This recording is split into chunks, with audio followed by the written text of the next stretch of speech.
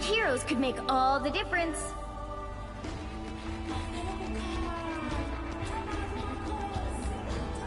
Who are you calling a raccoon, huh?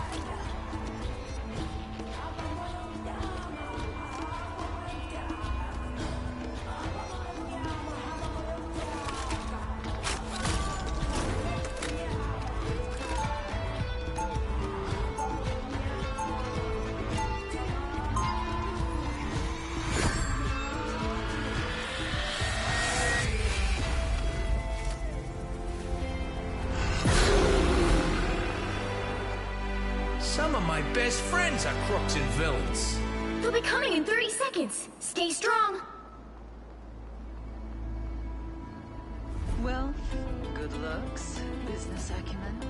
We'd make quite the power couple. Maybe. But what do you have that I don't have? Take another look. Do you really need to ask that? Right. So, what's our first date? The battle starts in 5, 4, 3, 2, 1! You have to stop them from securing the mission area.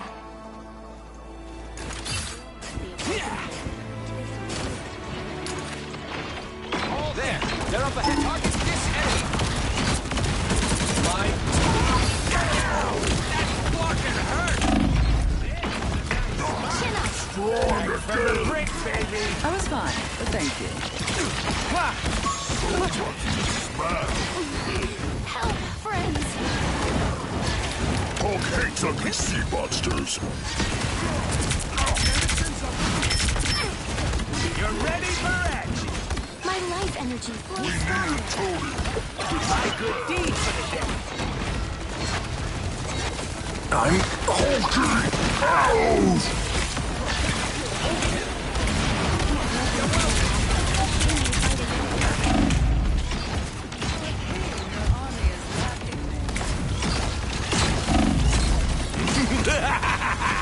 This is real firepower!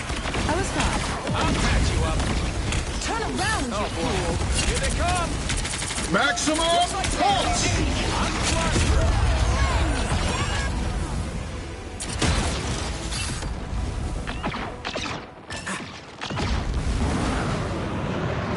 Oh, I'm gonna get some revenge.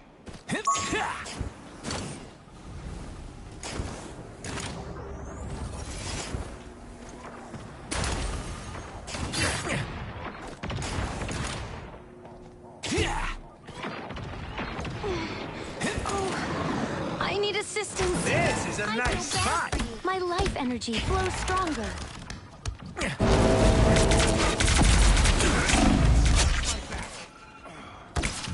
Let me help.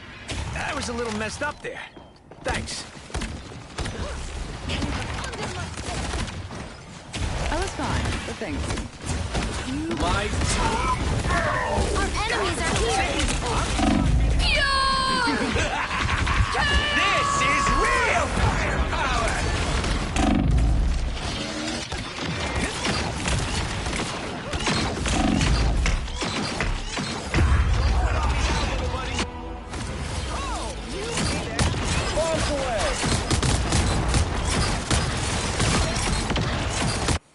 Oh, I'm gonna get some revenge.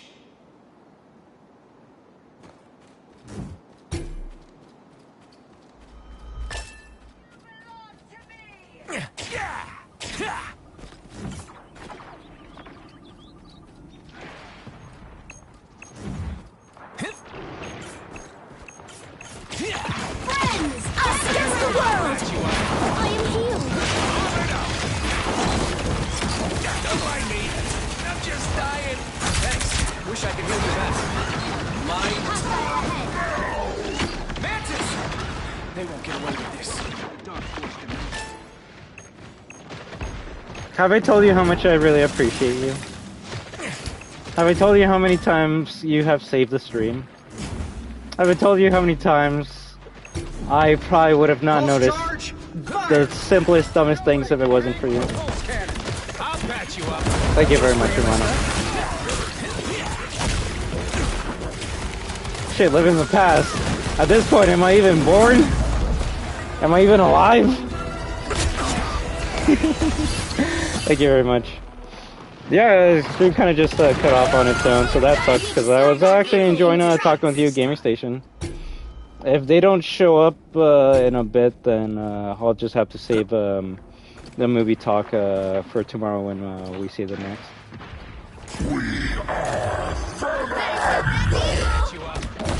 Isn't he the guy who was supposed to solve all this? Don't mind me. I'm just dying.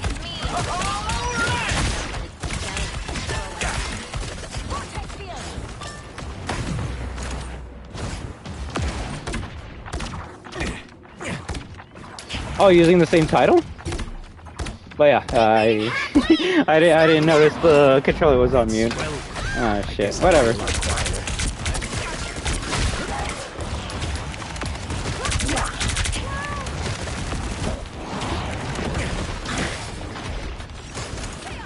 Oh, okay, yeah, you know what? Thank you again.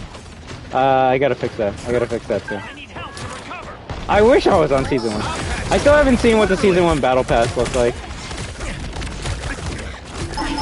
Have you bought in the Season 2 Battle Pass, or not yet? Better watch your back. Yeah. No, it's not getting out of it.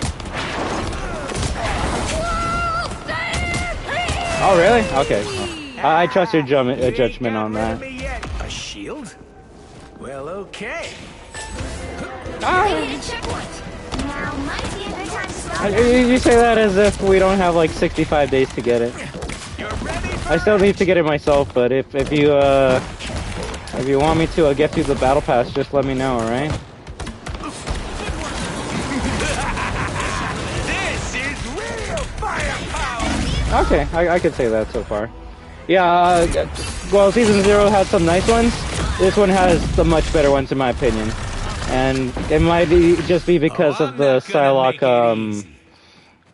X-Men skin. The other skins in there, the Luna, the Magic one, the Captain America one are good, but Be right back. Shoot. Go on, try. oh, you don't want it?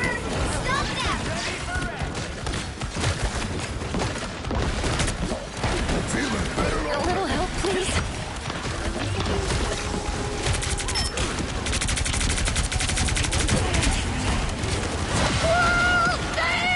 Okay.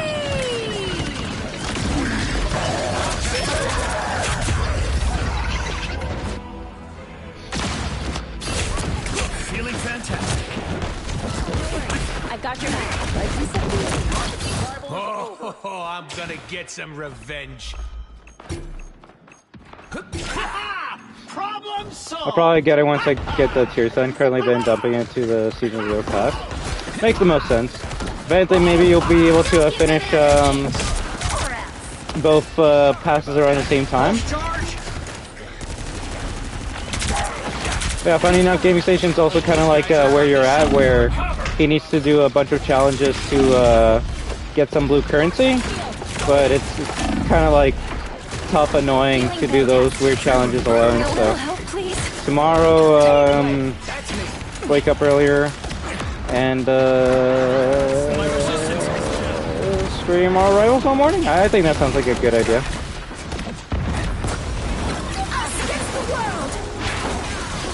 I mean, that and maybe continue playing some random games that I want to play. I actually do want to play Klaw-Naw 2, so tomorrow morning Klaw-Naw 2 and then more rivals. I think that sounds good. Also, is this a glitch? That's better. What the fuck is this, like, dark cloud shit? Maximum pulse! This is real. This has to be a glitch. That has to be a glitch. Bogies coming up behind. Unless that's a mechanic in the game. Maybe. I don't know, it's kind of going away now. Hey, hold your horses. I'll deploy another beam. Literally. Looks like the fucking PS2 Silent Hill fog effect. Shields up. They made the challenges so dumb for solo players. Shit's actually rigged.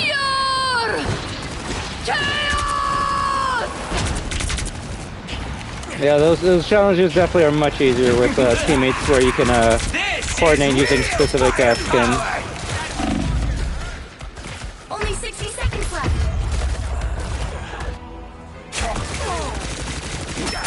Please, we're hurt. Better stop that vehicle. Here comes Rocket again. Armored up.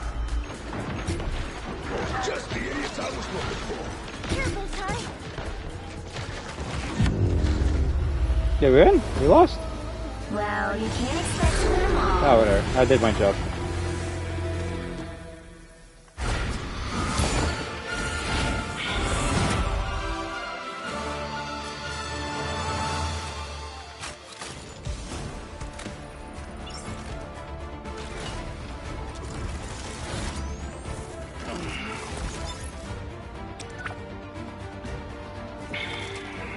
What are the challenges I gotta do?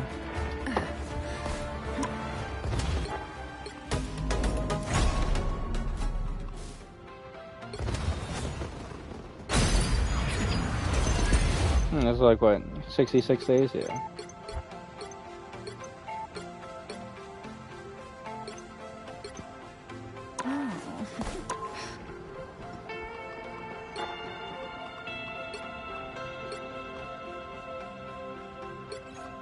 Get some more double KOs.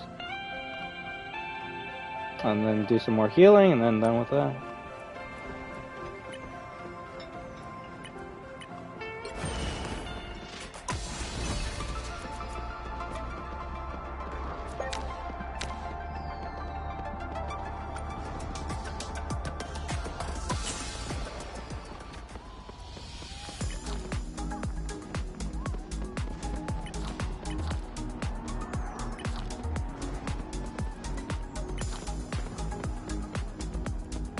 That's cute. Look at their names.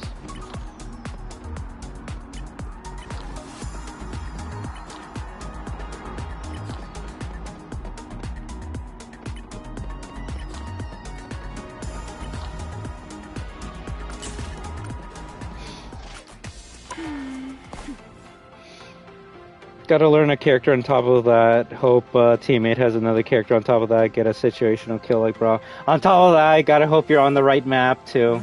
I can see it being annoying. So down to like game with you later on this game, but tomorrow for sure with Gaming Station, we'll look at all the challenges that like we all gotta work on, and we'll like help each other out and remind each other. Be like, oh shit, we're loading on this map, or like let's focus on trying to work on these challenges. Yeah, tomorrow will just be a challenge help day that will be for like anyone that's trying to like get any of that shit done. I haven't looked into it yet, just because I'm still trying to just I guess learn the characters and get purple shit for the battle pass. Villain. I'm not judging. But trust, I definitely want to start grinding some currencies so then I can be ready for cool shit comes out. Raccoon, huh? I keep on thinking that Cloak and Dagger skin on the previous skin. Yeah, too many blonde characters in this game. I'm not gonna lie. Sometimes I get a Cloak and Dagger and Invisible Woman's costumes confused.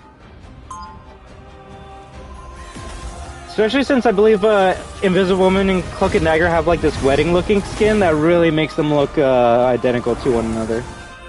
You can count on me. I got a plan. 30 seconds before I do you like attack. that like pimp suit for Cloak and Dagger Just though. like the first time we went after Hydra. I hope it goes better than that. Whatever happens, we'll still be together. Do not save the timelines or whatever. Yeah.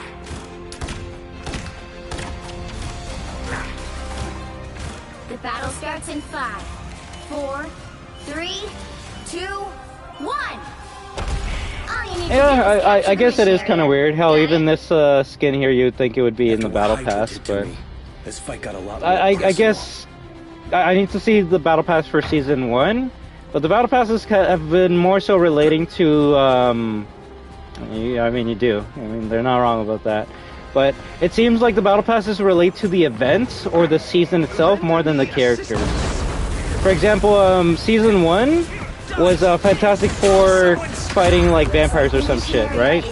So that's why most of the costumes in the battle pass were like vampire skins or like goth skins, kind of like that Psylocke one. And this season, it seems to be like the Krakoa Gala event. So everyone's kind of like in their nice, like designer clothes, trying to look all fashionable and all nice looking.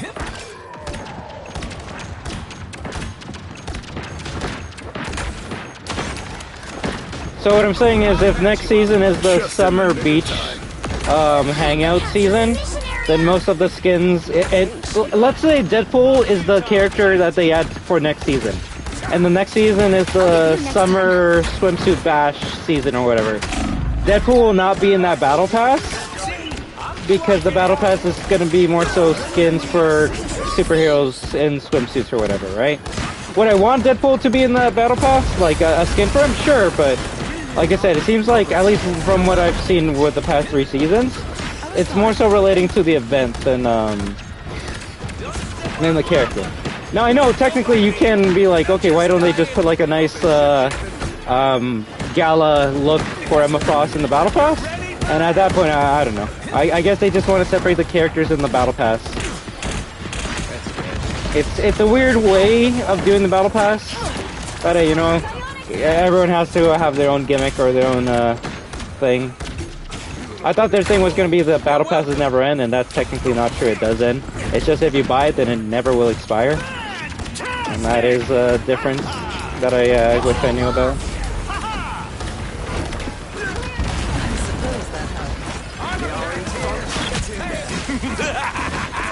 This is real firepower!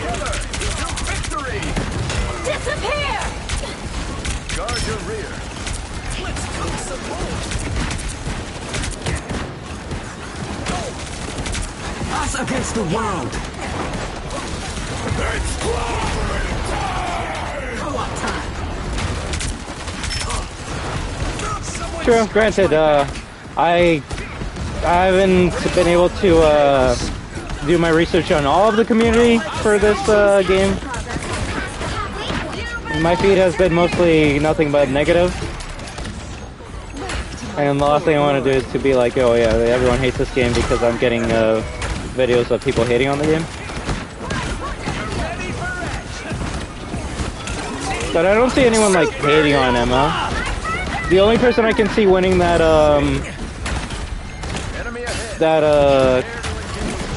vote over Emma would be Scarlet Witch. That's the only person I could see that. Ooh, a touch of healing. They've almost got it. They got behind you. Oh, and your YouTube feed? Well, I mean, you gotta remember your YouTube is always listening, right? So you gotta say the word Marvel Rivals near your phone, and that's when you'll start getting videos.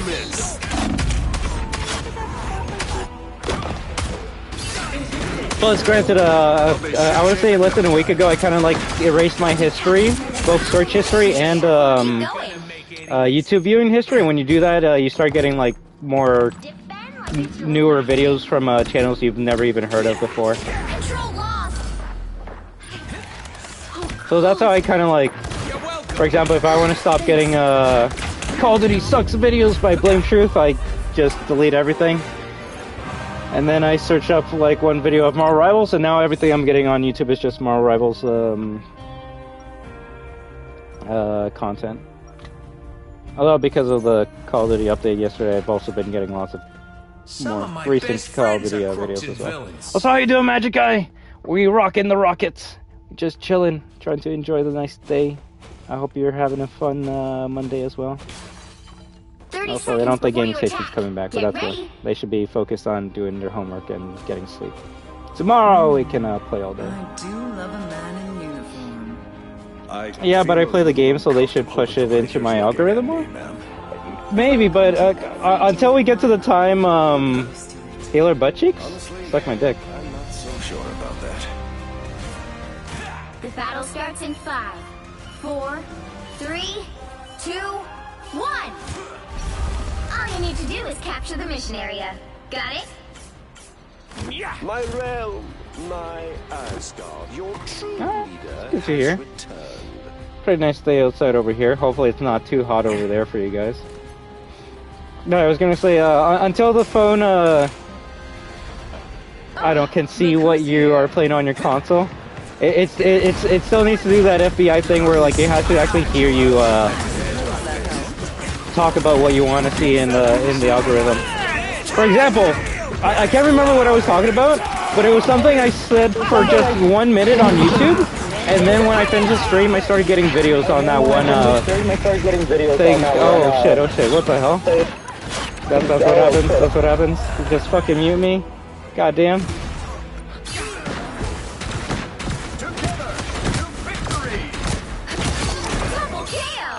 I mean, I don't know how it works, right? Like, if I'm playing Alicia on my PS5, and I don't say the word Alicia near my phone will not give me any recommended videos on Alicia.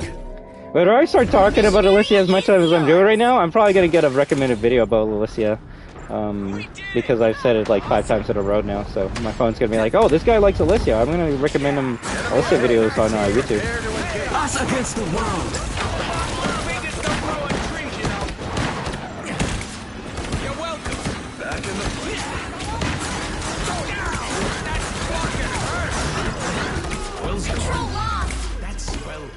I guess it'll be a lot quieter. Render me a system. Shields up!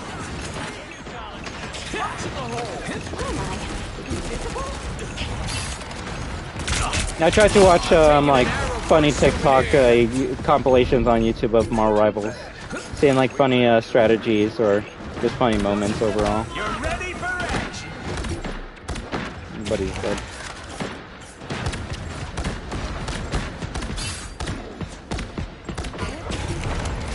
This is a nice spot.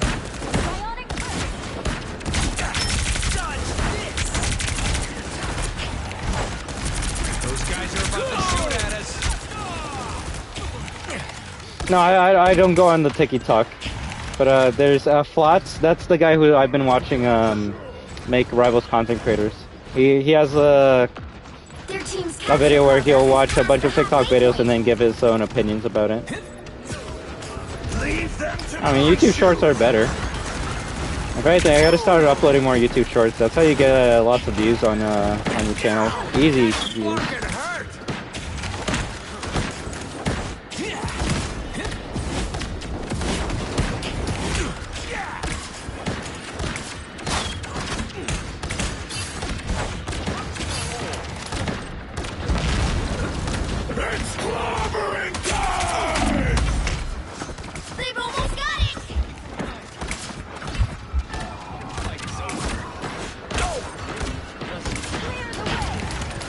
Honestly.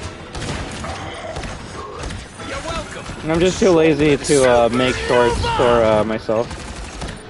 I'll be ship-shape in no time. But anytime I do, I get a couple hundred views, so that's pretty good.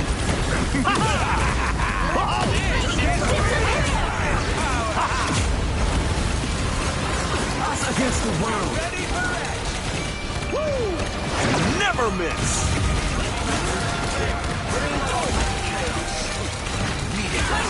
Shields up! That's much better. You're welcome.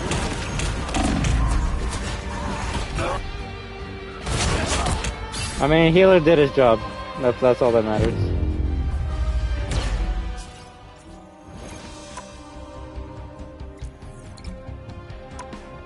How come the chat doesn't come up? Like, what's the button to bring up the chat? Well, you can't expect to win them all.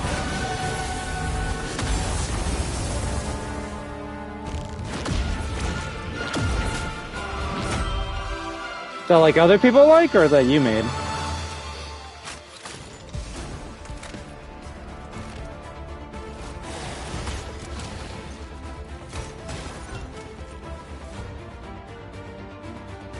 So how do you switch it from like team to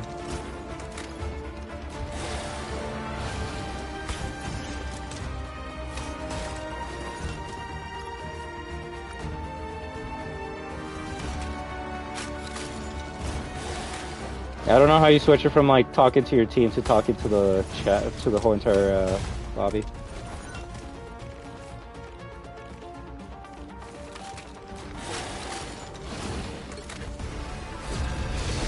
I mean, at all, that's not bad.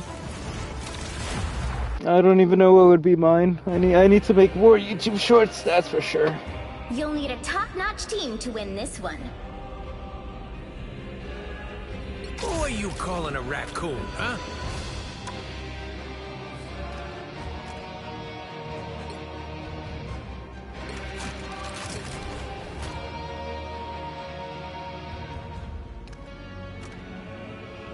I like that one too. I definitely enjoyed that one.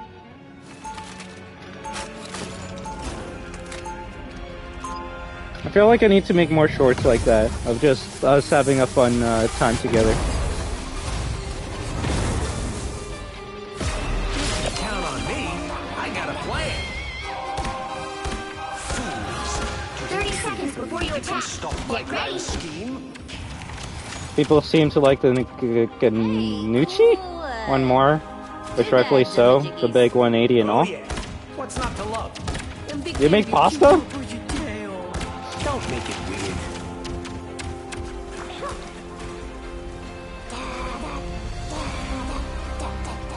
The battle starts in 5, 4, 3, 2, 1. Come on, at least get one win. At least get one win. Help get that vehicle. All I to gotta its do is just press destination. this one button. How hard is it to get this one win? Maybe I'll have Tony. Oh, okay. I don't know what his name is. You say Sealy DJ? I understand that. I understand that. That's like telling me fucking the name of the shitty Sub-Zero in MK11. I'll be like, who? And then you just say shitty DJ Sub-Zero. I'll be like, oh, okay, I understand that. I appreciate you. DNG Rocket, I'm not doing fucking damage. I'm just doing heals. But no, that's good to hear. See, I'm fucking helpful.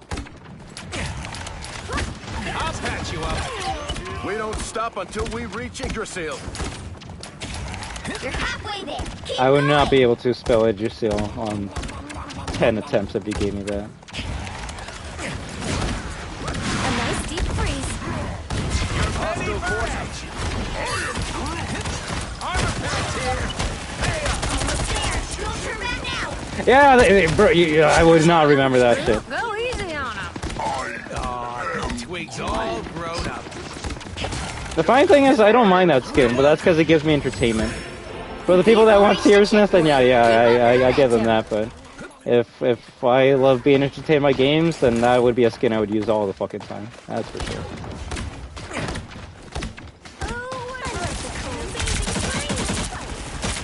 What kind of person makes nests of explosive spiders?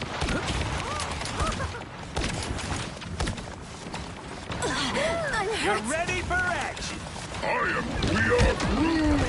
Is that Stormbreaker? Together to victory. I'm fucking My helpful. friends are here. You're halfway there. Keep going.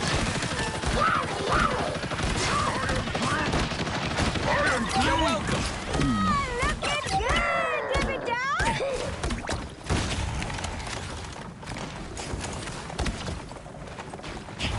I feel like they haven't really been attacking that much.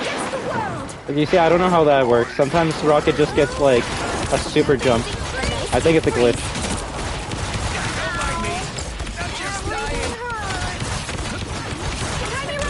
Judge, jury, executioner! It ain't cheap. You're welcome. It's spider time! Fucking helpful. Heavy weapons. I'm glad I opened up to have a tornado though, so I can't get behind that. I say that's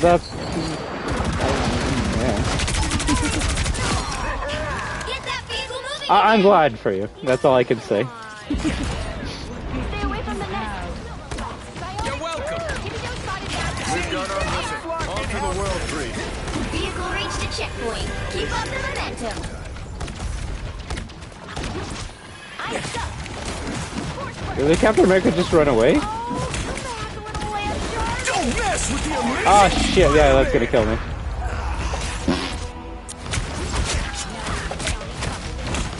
Don't mess with the amazing Spider-Man. Once I get you stuck. Things are gonna Really be thought I was gonna be different. able to escape from that. A nice deep freeze. You're welcome. Ooh, a touch of healing. See, I'm flocking help. Relay deployed. It ain't cheap. Let's save that tree, Tippy Toe. I'll patch you up.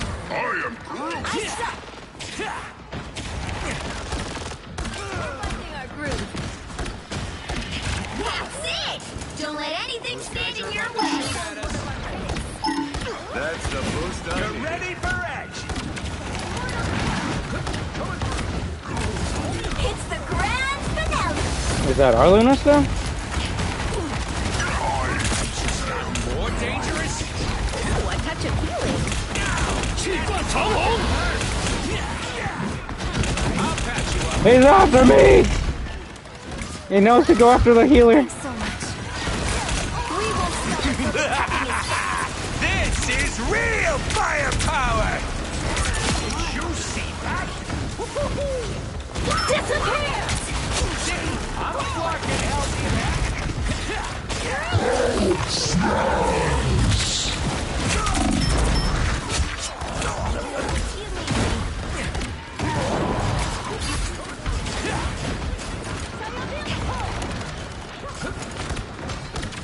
I'll patch you up. Hostile forces incoming.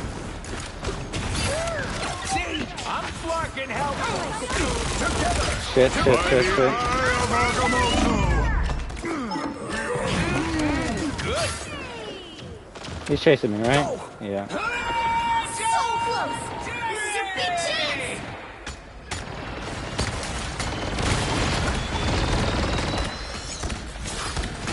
You're welcome. Back in the fight. Froze! No, thank you. It's the grand finale. Oh, I'm not gonna make it easy.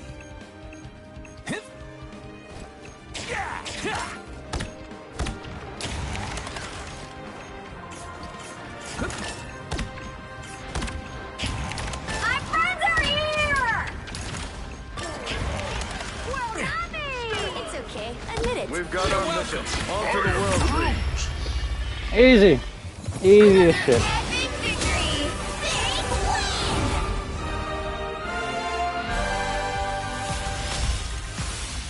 win. We got a healer? What? When? No, nice. That was good. That was good.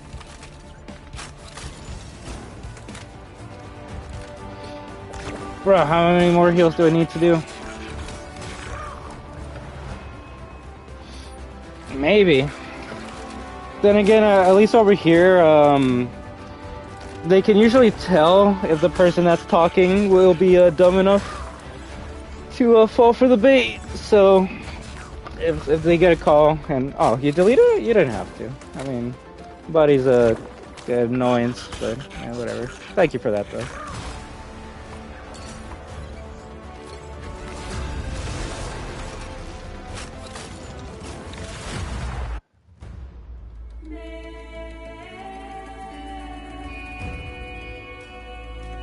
You'll need a top-notch team to win this one.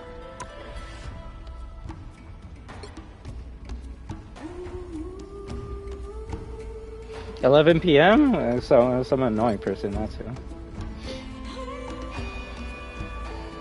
Who are you calling a raccoon, huh?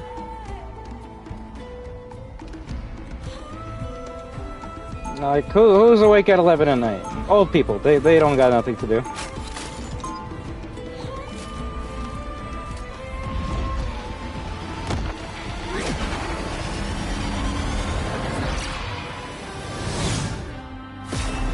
Count on me.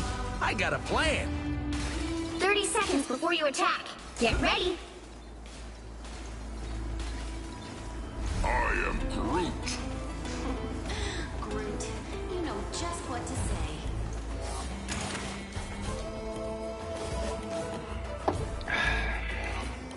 Oh yeah, after this I'm just gonna go hang out with my family for a bit. Hey, join you, pal? The battle starts in 5. If I come back early 3, tonight, then I guess I'll just maybe grind some All COD you with the need to do fam. is capture the mission area. But Got it? This looks like a gig for the Guardians of the Galaxy. You're trying to get me canceled, aren't you? What happens on Twitch stays on Twitch. Someone scratch my back. It's a little messed up there. Oh fuck, I haven't gotten a crank on in a good while. I need assistance. Hey, how'd it get off a group? It's you and me again, old boy. Alright, Robbie, just chilling. Just gonna have this last Marvel Rival stream and then take a small break. What about you? Exactly.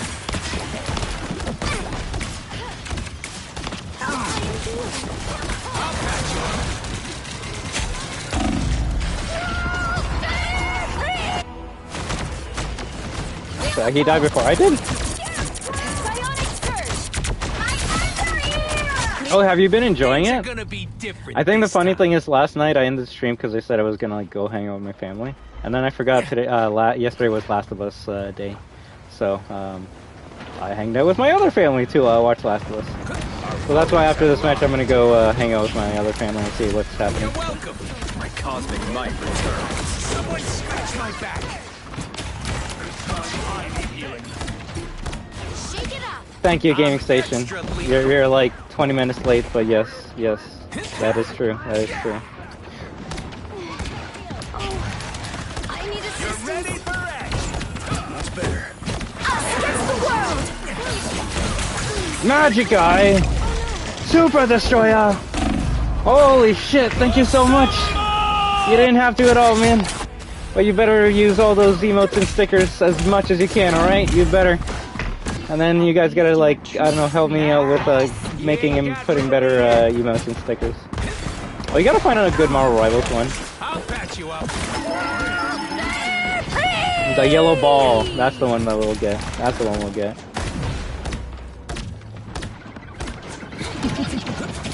Always gonna keep that one just for you. But Isaac, this shit, or I don't know if your words kind of just got asterisk. But yeah, Isaac's pretty good. BRB in 40 minutes after finishing the episode. No problem. If anything, Robbie, we'll probably talk later, right? Just because I'm gonna be hanging out with my family. But definitely want to talk with you about some Last of Us. Feel better already. Back from the brink, baby. Kind of like the game, like it's kind of dumb and hard to like watch other people's reviews on it, just because no one's ever gonna have the same opinion. Friends, gather around. I mean, that's a good thing, but It pleases me to be helpful. then people are gonna start shitting on it for the dumbest reasons. It's like the show sucks. Why? Because it's woke. Why is it woke? Because there's a lesbian relationship in it, and it's like, but there's a lesbian relationship in the game. And then they go, oh, I didn't play the game. It's like, well, so why are you bitching? You're bitching about something that's in the game This when is you've never played the game. firepower. I'll patch you up. I don't know, so far I would say it's been more enjoyable than Season 1 for me. Just because Season 1 they played it safe by keeping it very close to the game. Season 2, they're making a lot of changes for the better, which I feel like when this show's done, it actually will have a better story than the video game. The video game will always be better to me because I can play the game and like rip out someone's throat out with a knife, and so that's kind of fucked up, but you know, rewarding if you're a stealth player. But the show, it's gonna be only about the story. Oh, even the show has been doing a lot better with the Infected. The first season only had 2 episodes of Infected. We're already on like episode 3 of Infection. So I've been enjoying it a lot. Us against the world. Down to 30 seconds. Starved Abby? Yeah, we're Starved Abby. She's seen some shit.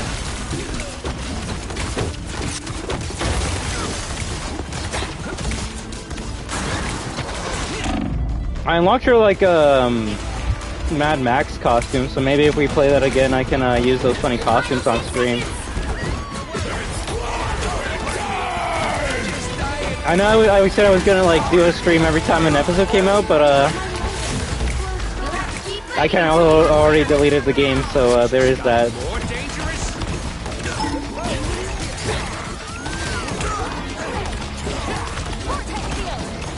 You're ready for action. They're gonna say I lost it because I wasn't on the objective, right?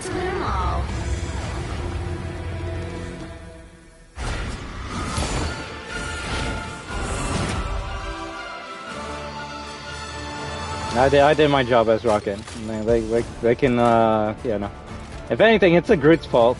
We had a tank and they didn't do anything. That's why Groot players suck.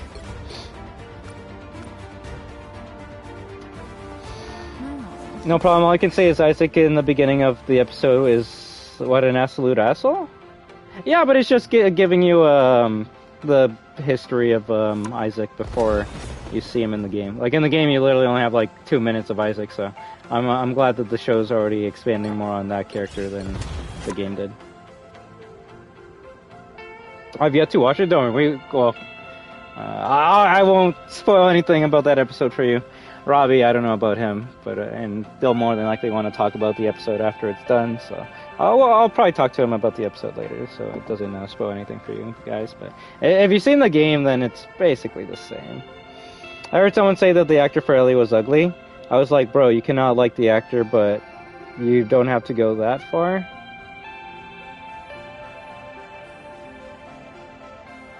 Yes, 100% obviously, right? But I mean, people are always going to have their own opinion.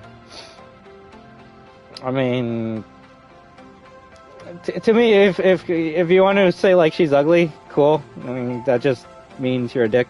You're honest, but you're a dick. Now, if you're gonna say I hate the show because she's ugly, now that's going into a different conversation. You'd be like, oh, okay, you don't like the show because Ellie's not hot enough for you. That's kind of weird. That's actually kind of sus. But yeah, no, if they're like, oh, she kind of just looks weird, but I can kind of still watch it, then hey, I mean,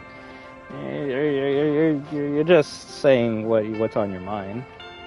I'll be honest and say that she doesn't look like Ellie, but Pedro Pascal also doesn't look like Joel much either.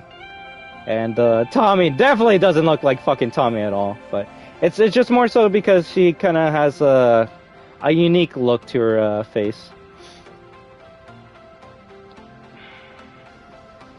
To me, my gripe is the character doesn't look like they aged from part 1 from part 2. And that's the biggest gripe that people have had with the show. Like, actual valid criticisms, I'd be like, okay, let's have a discussion, let's talk, let's debate or converse as to how they could have done it differently or made it a bit better.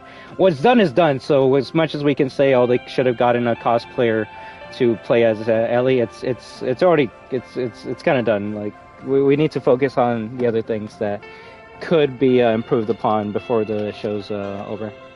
No, the age thing is fair. It's fair because, and they put themselves in a corner. The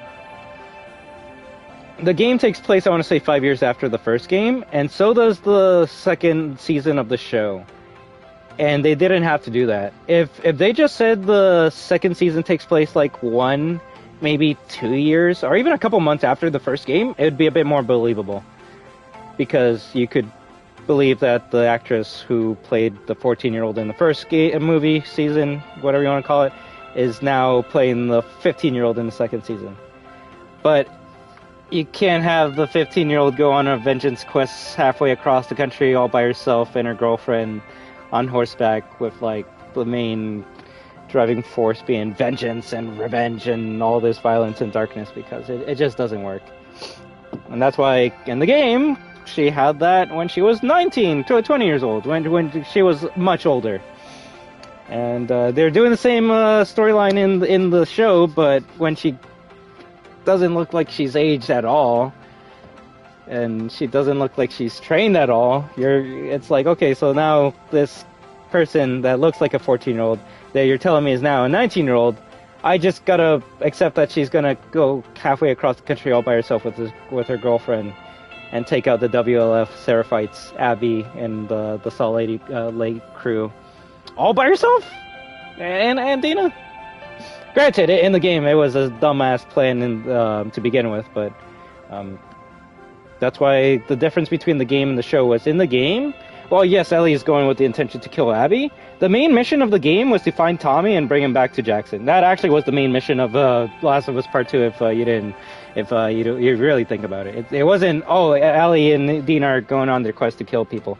It's Maria said we take this horse and we bring back her dumbass husband alive. And yeah, things changed as the course of the game played out. But that was the original intention.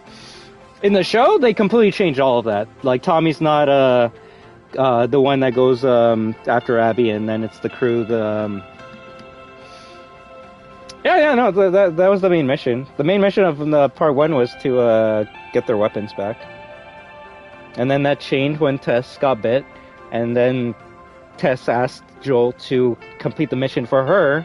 So, funny enough, at that point, Joel was doing the mission for Tess.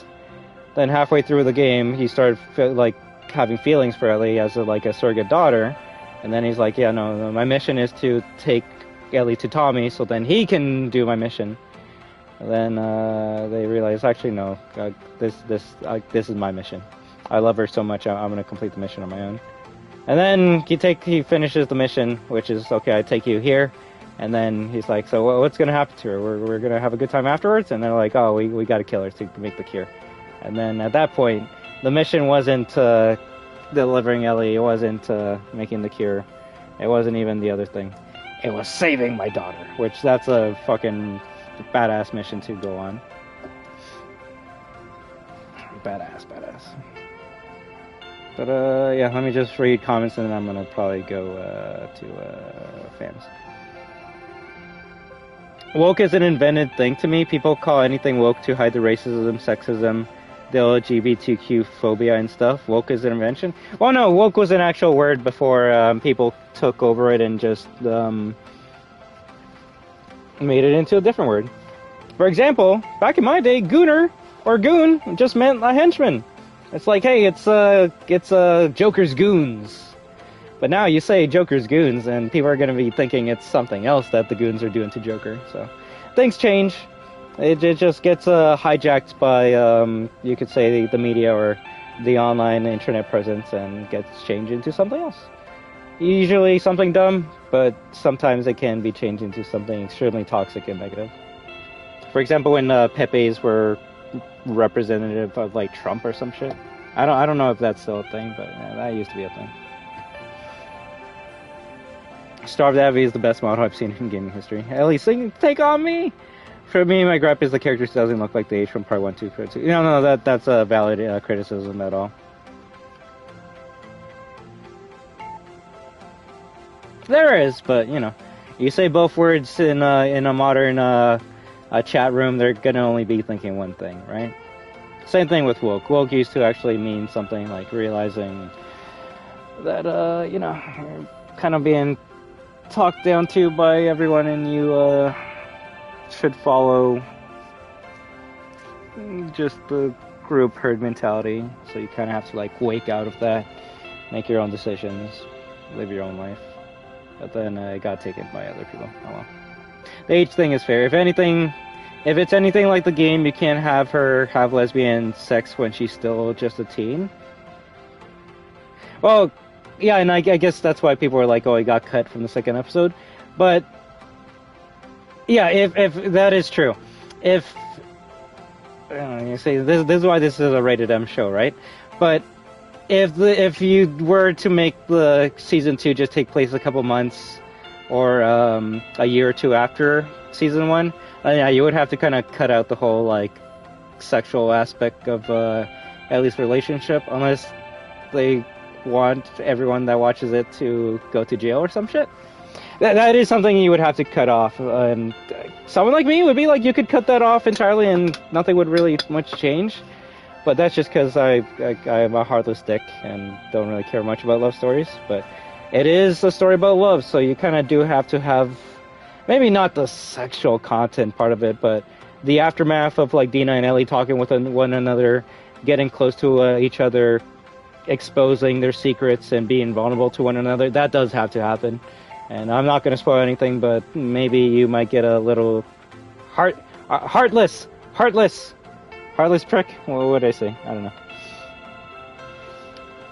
But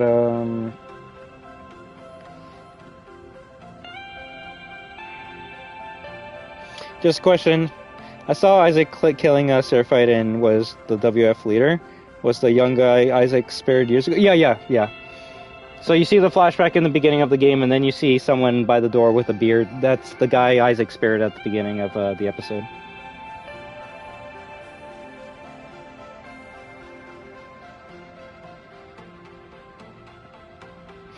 The main mission of part 1 was getting pew-pews, but that went to shit. Series love getting sidetracked easily? Like, the series itself gets sidetracked, right? Isaac looks far scarier. He's actually played by the same person who played Isaac in the game.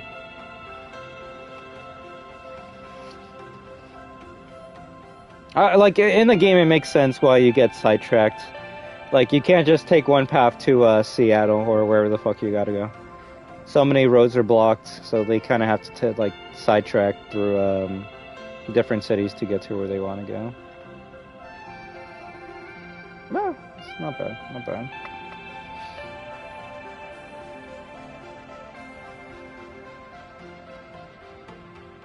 I know, the only criticisms I can agree with new viewers with are they're saying how they don't like Ellie because she's acting like a bitch. She's being immature, she's being irrational to Joel and the people that love her and surround her. And those are actually valid criticisms to have if you didn't play the games at all. If you just watch season 1 and you go to season 2, you're gonna be like, yo, why is Ellie being such a fucking dick? Yes and no, though. That's the thing. Like, if you watch the show, you'll actually be like, yo, she's much more of a dick in the show than in the game. And yeah, if you only watch the first season where she was like all cheery and all nice to Joel, and then you go to the second season where she's just straight up a bitch, you're gonna be like, yo, why is she like this now? I don't like Ellie anymore. But if you have the context of the games, then you kind of do know why she's acting the way she is. Now, is she a bit more aggressive in the show than in the game? Oh, hell yeah, much more. So it makes me wonder if there's gonna be additional reasons to why she's as toxic as she is compared to the game. But you see, that's what I mean. That's a criticism I can give to someone that's only watched the show. If someone played the games and watched the show and they're like, oh, Ellie's such a dick, I don't like her, then it's like, well, you kind of should know why she's being a dick.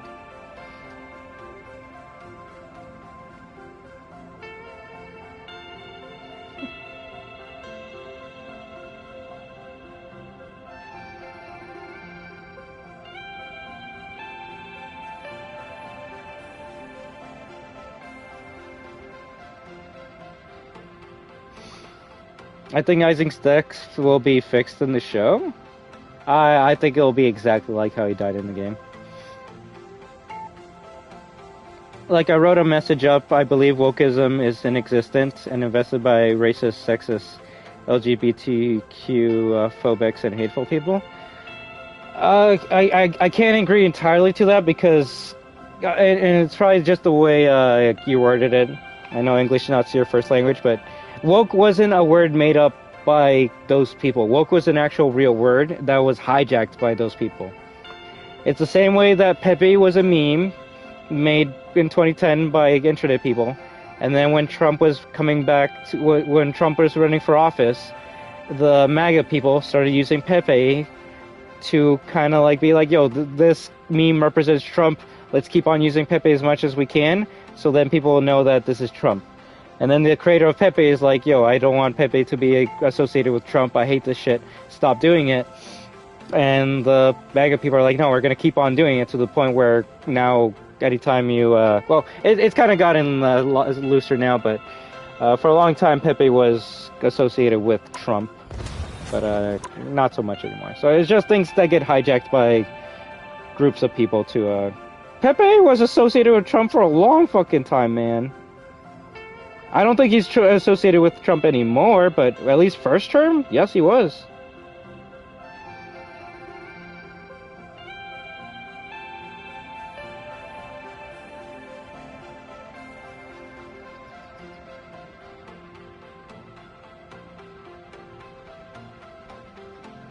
What is Trump Pepe? During the 2016 United States presidential election, the meme was connected to Donald Trump's campaign.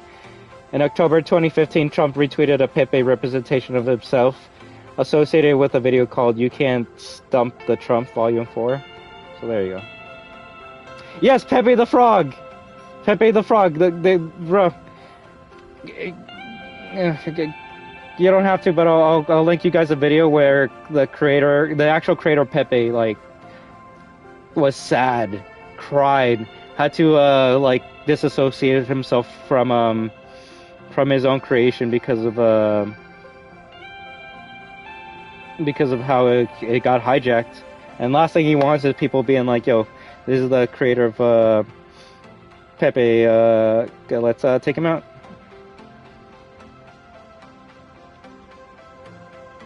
Oh fuck yeah, I would be too.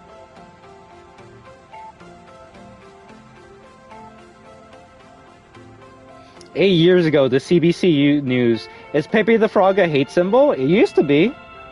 I don't know about, like, this term, just because I kind of, like, stepped out of, like, the dumb shit, but, yeah, no, like, yeah. Poor Pepe. Poor Pepe.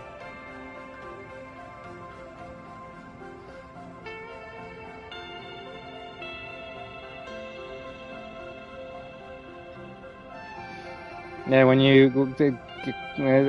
probably the first example you can think of memes helping a president to, or someone get into the presidency.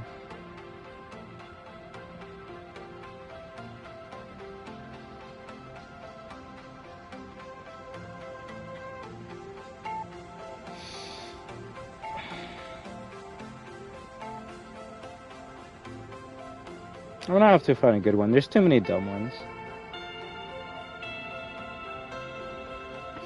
If anything, just, I guess, good thing you don't watch American news, right? I only find out about this shit from, like, Weekly Weird News, so... Which I should probably watch some of their more recent ones. I can't find anything right now. Whatever. All I know is the silly little hat he had in the hate for Oreos? I don't actually remember the Oreos hate.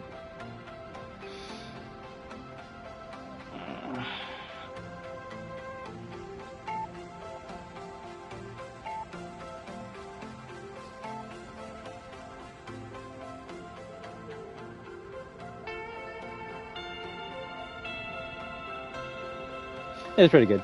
Woke initially meant being aware of and actively attentive to important facts and issues, particularly those related to racial and social justice. That's what woke used to be. However, it has evolved into a term that can be used in a negative or dismissive way, often associated with progressive or left-leaning viewpoints. So, it actually used to mean something, and then people are just using it as a blanket statement to just put it on everything. It's like, oh, Silver Surfer is a woman now in the new Fantastic Four movie. Woke! Woke! Sad face.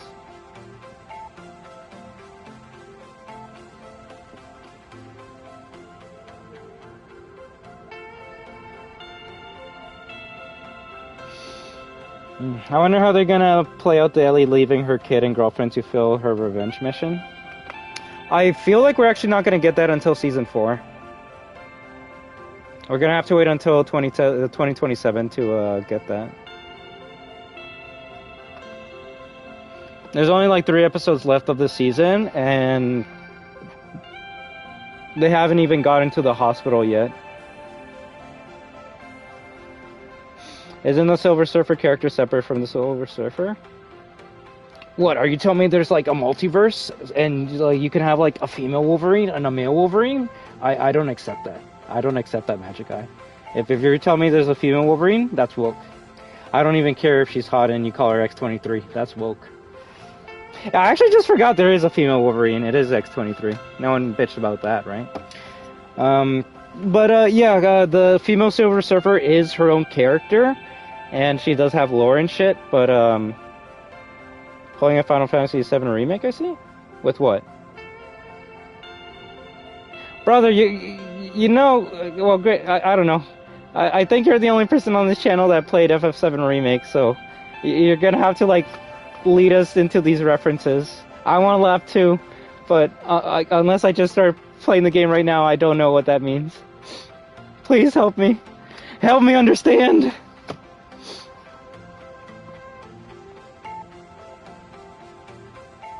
Wait, wasn't she a child, bro? What? What are we talking about? We're talking about Silver Surfer, right?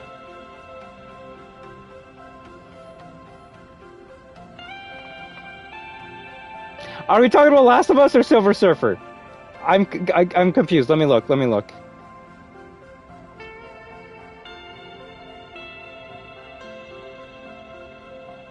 Oh, if you're talking, okay, yeah, if you're talking about fucking Logan, yeah, of course, fucking gonna get me canceled, put me on the list.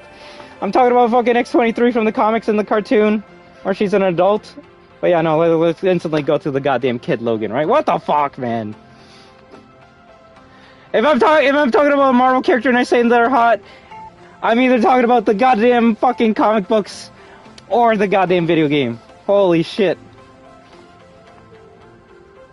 But yes, X-23 is in Logan. I think she then say from the comics. Why would I be talking about Logan? Why? Yes, because I like X-23 from Logan. You know, the character that like maybe cut up 2 people, and not the character from the comic books that cuts up so many fucking people. But I'll give you that. I do have a bad habit of not expanding on what I'm saying, but I don't know. I sometimes assume people are on the same page as me. But do you want me to say X-23 from Deadpool and Wolverine? She's an adult there, right? Yeah? No? Whatever. The main fucking point... Bro, fucking... No, I understand. If you only watch the movies and you hear someone say X-23 is hot, then yeah, I can get fucking weird. Granted, I am gonna... Someone could use the excuse that X-23 is an adult in the more recent X-Men versus Wolverine, or Deadpool versus Wolverine film, but I'm talking about fucking the goddamn comics. Yeah, no. So I'm not here like being like, yo, why you like trying to put a case on me or whatever. It just shows how much of a nerd I am.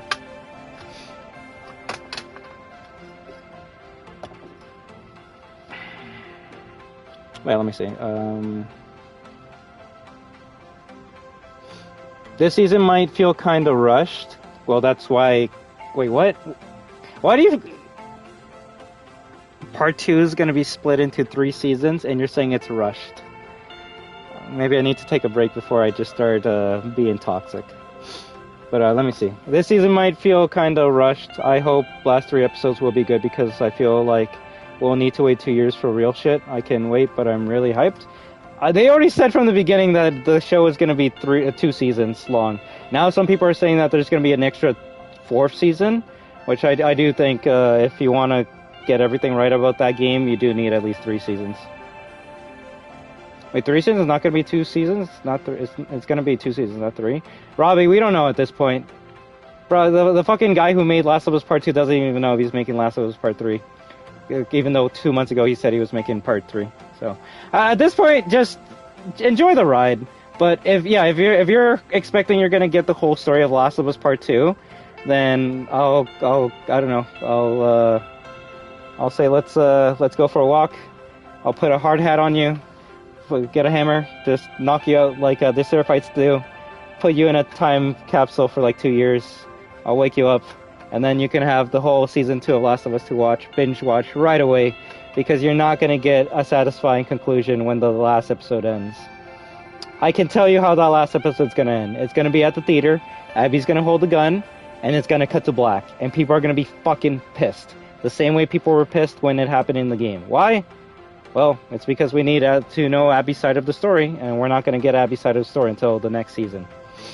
We're not going to get 3 episodes of just fucking Abby, or just 1 episode. It's going to be stretched out, and I think if you actually want to make people understand the characters, that's how you do it.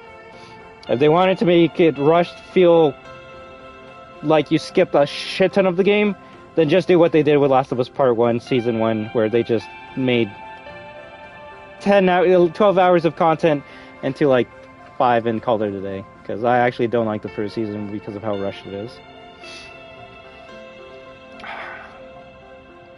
And there's nothing wrong with being hyped. Look, I'm hyped for so many things that I can't wait to watch. I'm hyped for that stupid Resident Evil movie that's going to come out next year. Do I wish I could watch it now? Of course, but I gotta wait. Is that going to kill my hype? No. If anything that comes out about the movie is probably going to kill my hype every time I see something negative or bad about it. But if I stay away from the internet or away from people that will put me down, then I'm probably going to be extremely fucking happy to watch that movie, and we'll watch it day one. That's when I start seeing videos and thumbnails being like, "Oh, Alien Romulus sucks. Alien Romulus shits on the fan base.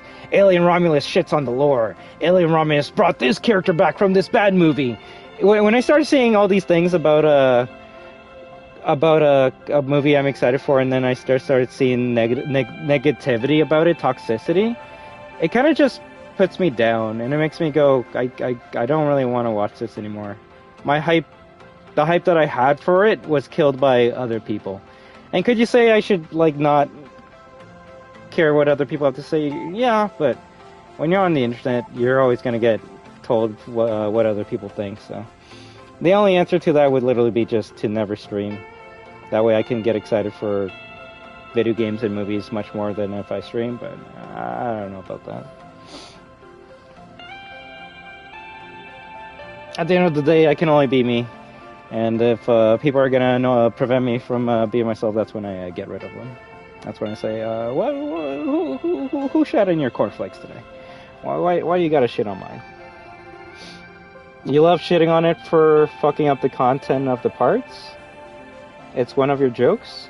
Oh, I mean, yeah. I mean, you're not wrong. It's just an easy jab, though.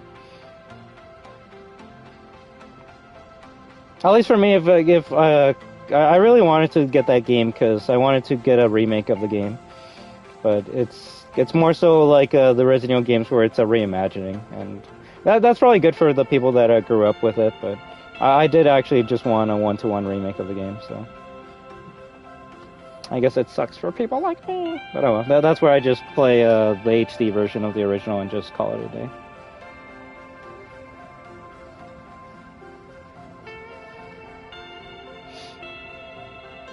The girl from Logan, yeah, you know.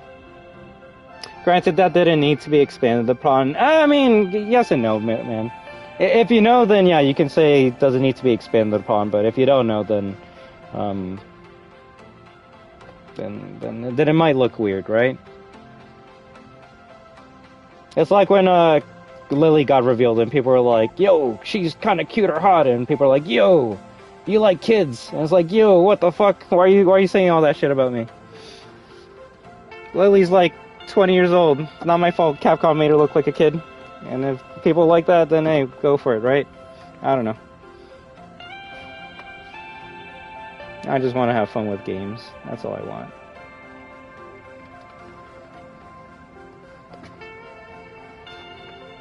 No, Taro, she looks like a fucking kid.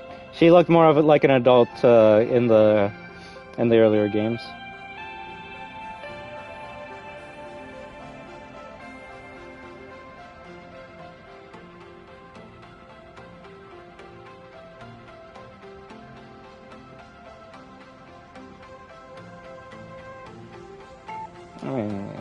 I'm glad you don't, but if others do, then others do. Not everyone's gonna see the same thing, right? That doesn't disregard your point, but it also doesn't disregard theirs either. It just means, I guess you have a different perception of what's mature and what's young.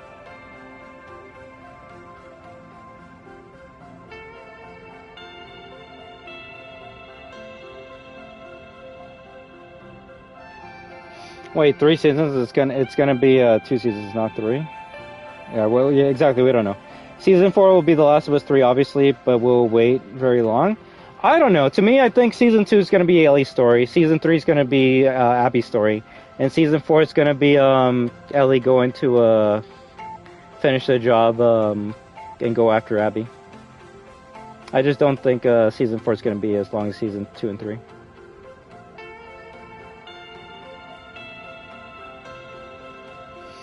Leon will team up with Jill. I mean, the thing is, that actually is cool, though.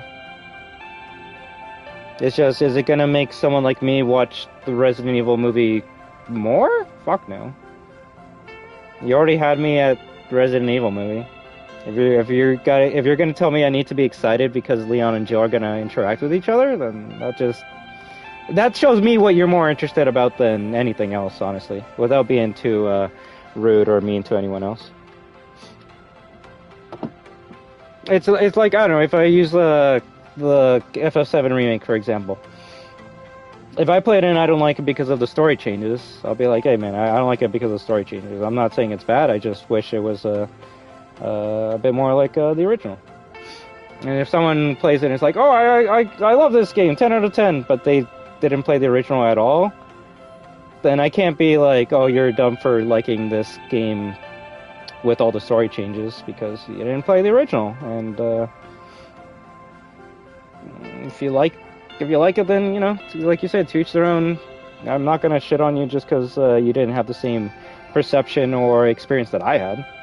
At that point, I'm a dick by being like, oh, you should have played the original, you're missing out on all this stuff. Like all the things that if said in a more respectful way would make the person go, actually, yeah, you know what, maybe you should at least try the original and check it out. But if you're gonna come across as a toxic dick, then they're gonna be like, yo, this guy's telling me I'm an idiot for playing the remake and I need to play the original, and how the original is so much better, and that their opinions are better than mine because they played the original and I played the remake. At that point, if anything, that's gonna make the new person be like, actually, you know what? I don't want to play the original. I actually want nothing to do with the original, or hell, I might not even want to do anything to do with this fan base, or even play the new one because of the toxicity, the negativity, people putting each other down. I'm just here trying to enjoy myself, right? So the more positive way of going at it would be like, hey man, like I know I'm glad you enjoyed the remake, but have you tried out the original? And they'll be like, no. It's like, hey, maybe you should check it out. I can give you some tips, tricks. You might actually get some more story for some of your favorite characters. And then at that point, I'll be like, oh shoot, maybe I'll try it out. Or actually, it's not really my thing, but at least we can respect each other, enjoy, respect our love of the franchise. Even though we're playing two different versions of it. Also, who's 20? Magic Guy. Who are we talking about here? At this point, I don't even know what we're talking about. Too many things. Why do people hate Dina reaction in show about Ellie being bitten? Why do people hate Dina reaction in show about... Robbie, I'll be honest with you, I've watched like one fucking video on The Last of Us Season 2, Episode 3. So, if you want to help me out and tell me what other people are saying, I don't mind indulging in those conversations, especially when we're not playing. When we're playing, I actually don't like having those conversations because I do want to try and focus on the game and shit. But, yeah, like, all I gotta say, Robbie, is you haven't finished watching Season 2, Episode 3, but you have all these thoughts in your head from all these other people that are saying that the episode's bad, that they hate Dina and all these things. Granted, live your life however you want to, Robbie, but my best suggestion is watch the episode first, ignore everyone else, and then after you make your own thoughts, then watch other people's videos and thoughts and opinions. Because if all you do before you watch something or play a game is just watch reviews, negative reviews, toxic reviews, just people just shitting on it, then yeah, when you're watching the episode and if you don't have those same issues, you're going to be like, why do people hate this? I don't mind it. I actually like it. Instead of what you should have done in the beginning, which is just watch it yourself and enjoy it without having any of those thoughts in the background. Like, yeah, I haven't seen any toxic video. Well, actually, I did watch one, but it didn't bring that part up at all. So, if people are shitting on Dina for what happened in the theater scene, then I need to watch those videos because I actually agree with everything that Dina did at the theater. She actually was a lot smarter than the video game version of Dina.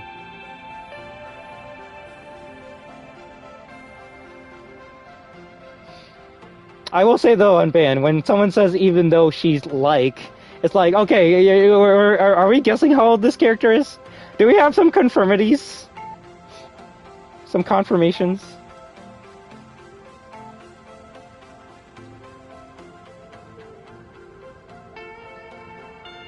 Granted, getting sus over video game characters is degeneracy at its finest, but you know, it's better when you, if well, I don't know. If an adult is gonna be like, oh, this character looks cute, who said like?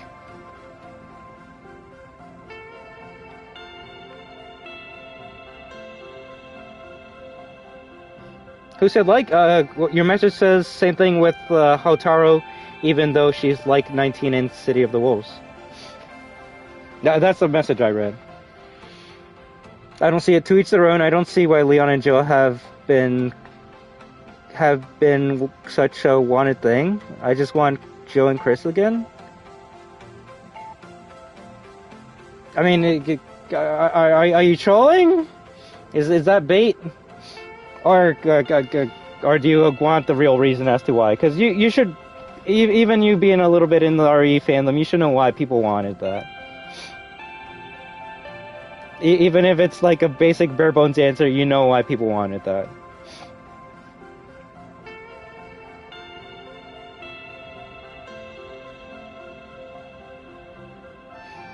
Bro, I just saw Dina being scared of Ellie being bitten and they're like having sex. What the fuck?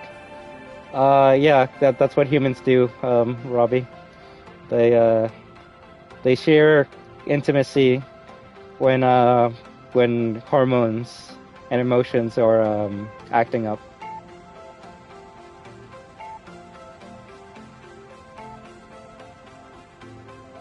Now I'm not gonna tell you I've been in a situation where like my partner was aiming a gun at me and was like, "Yo, you got bit by a zombie. I'm gonna have to shoot you." And I'm like, "Yo, don't shoot me because I'm actually immune. So I'm gonna like go sleep it off. And when I wake up, I'm not gonna be a zombie. So don't shoot at me." And then when I wake up, I'm not a zombie. And then she's like, "Oh shit, you're not a zombie." And then we start making out and having hot sex. There's been things similar to that, but not any of the zombie parts, sadly. But Robbie, if you actually listen to what Dina's saying, you can understand why that happened. Also, did you not play Last of Us Part 2? Did you forget the part where they have sex in the weed farm? It's like, oh, Dina and Ellie don't have sex in episode 2 at the weed farm. I hate this show because it's not like the game. Oh, Dina and Ellie have sex in this scene because, and I hate it because it's like the game. Oh yes, because pregnant people cannot have sex at all, right, Robbie? Is that what you're implying? Are you saying because Dina is pregnant she can't have sex? Do you know how the human body works? Unless you're talking about morality, then yeah, that is an actual conversation we can have. But talking about morality in the Last of Us universe is like talking about having a shower in the Last of Us universe. It's kind of redundant.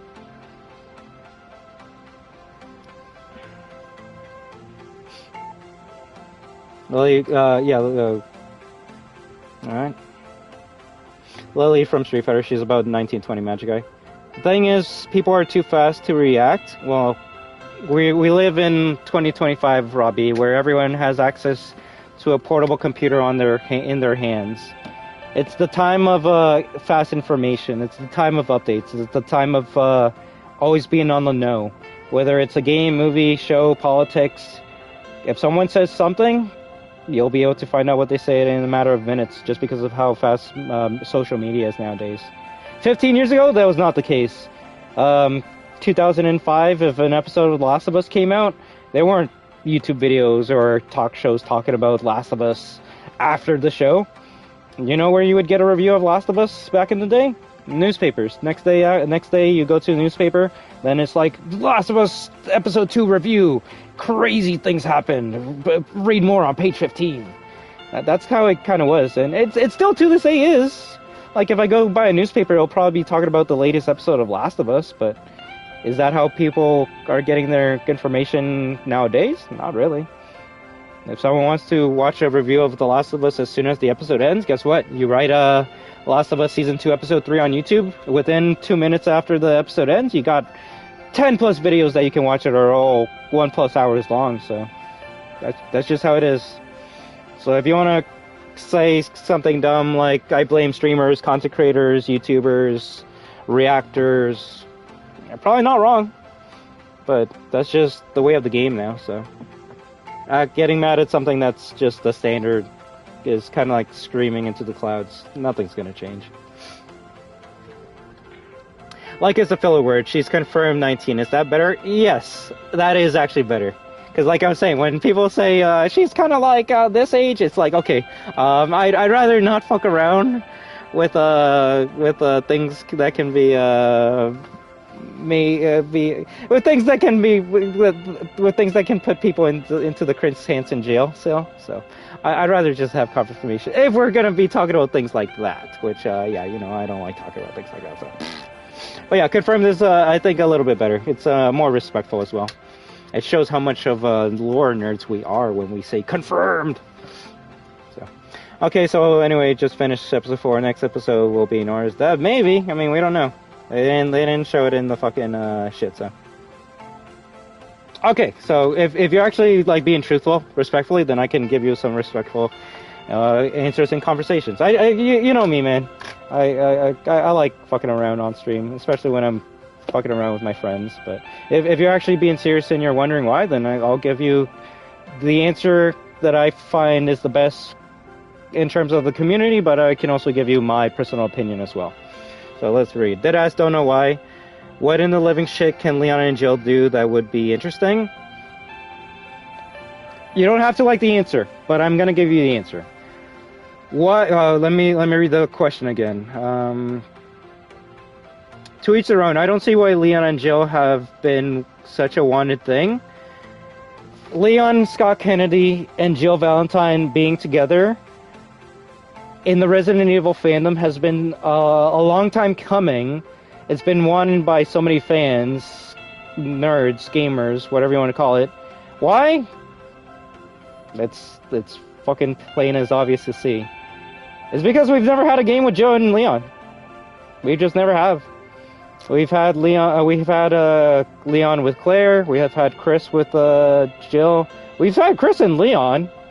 We've had Leon and Helena.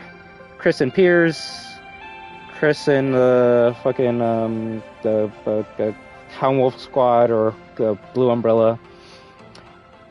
We've had Claire and Moira Burden, Claire and Barry. We've had basically all the combinations that you can think of, but we've never had a Leon and Jill. Throwaway answer, but I'll respect it. Well, bro, what? How is that a throwaway answer, though? I'm giving you the answer that the community wants. Okay, well, you see, now, how do you want me to give you a nice conversation when you're not even, like, gonna, like, stay on topic? Come on, man. I want to see Ryu and Hulk team up, but Ryu's not in fucking Resident Evil, man. Come on. Let's stay on topic.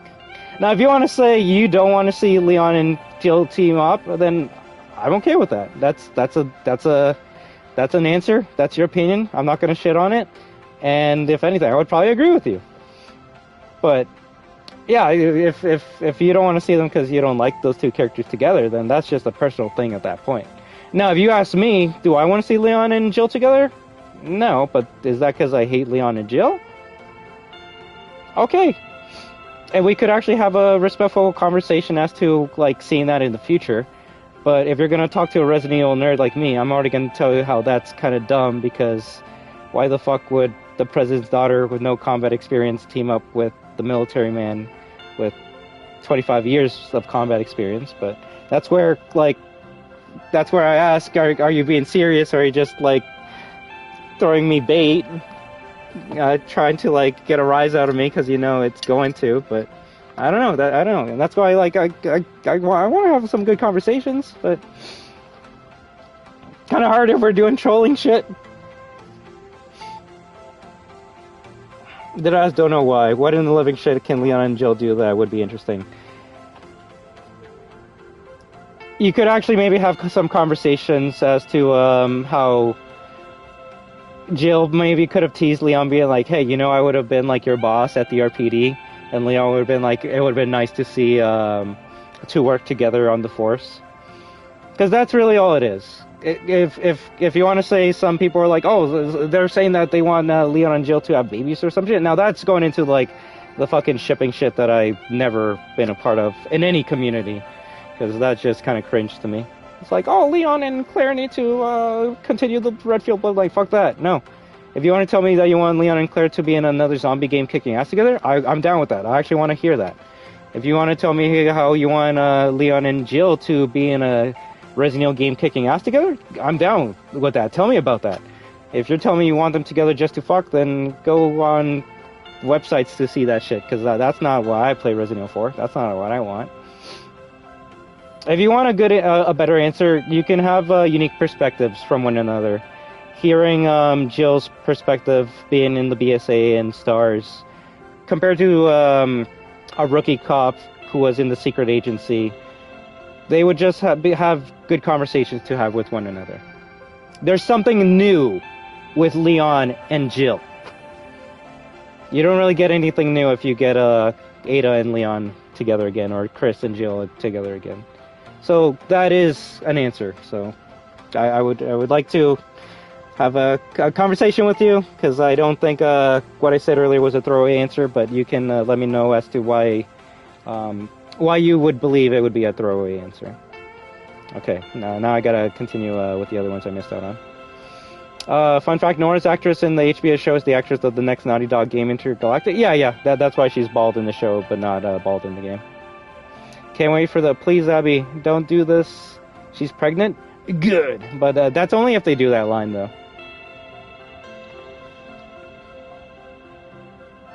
Also, I think I missed a comment from you on Ban from The Last of Us. The thing is, people are too fast to react. Most of the time I don't see them, but since I had school, I saw their opinions before watching episode. Like your friends' opinions, or like you were seeing opinions on online?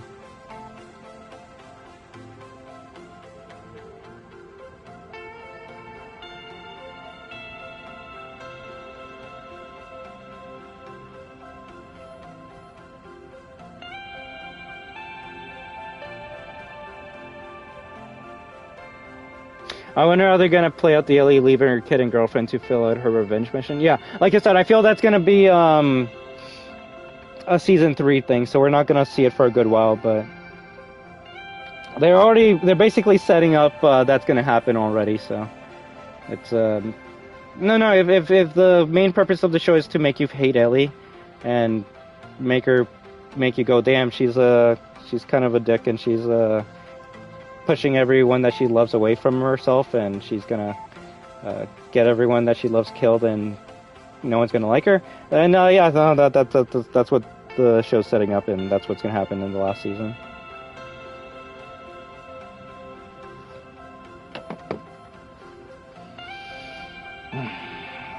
Let me keep on going down the list so I can make sure I read on everything before I gotta go. Does Chris still need Leon to continue the Redfield bloodline? Yes, he always does. Always does. But Leon's too busy continuing the Wong bloodline or whatever. I want to see Hunk and Rio team up. Like I said, I wouldn't mind that either. I would love to see fucking Rathalos and Dante team up. But if we're just gonna say dumb things, then I don't mind having dumb conversations. But if you want to have respectful conversations with meaning, and can maybe actually, I don't know, hopefully get excited for fucking the future, then why not? Then that's what I do want to have. To the point where if it's not bait, then I actually would have a conversation with you with Ashley and Chris teaming up. But it's gonna be a lot to get a nerd like me to convince me that Ashley deserves to come back in the series. Hell, I'm still my own headcanon for something I'll never get hype over personally.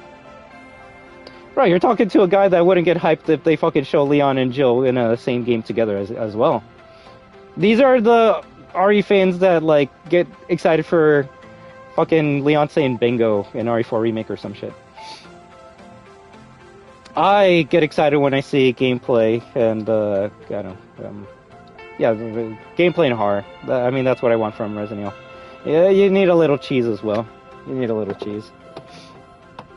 And I'm not saying, oh, what, you're not excited for bingo? No, like, bingo was gonna be there regardless. It's just the people fucking, like, losing their shits, fucking barfing all over the fucking screen.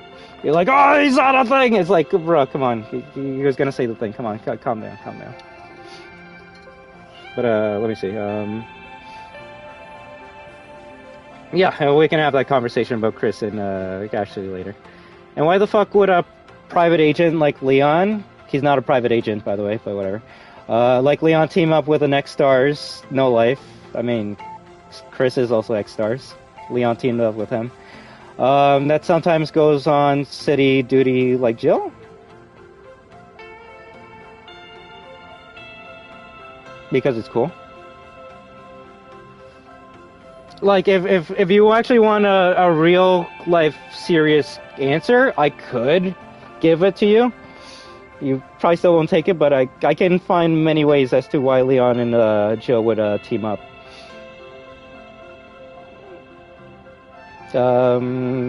Here's an example. President tells Leon, yo Leon, you're gonna be my advisor for the next BSAA meeting, so I'm gonna need you to go to that meeting on behalf of the president, because I got more important things to do, like golfing.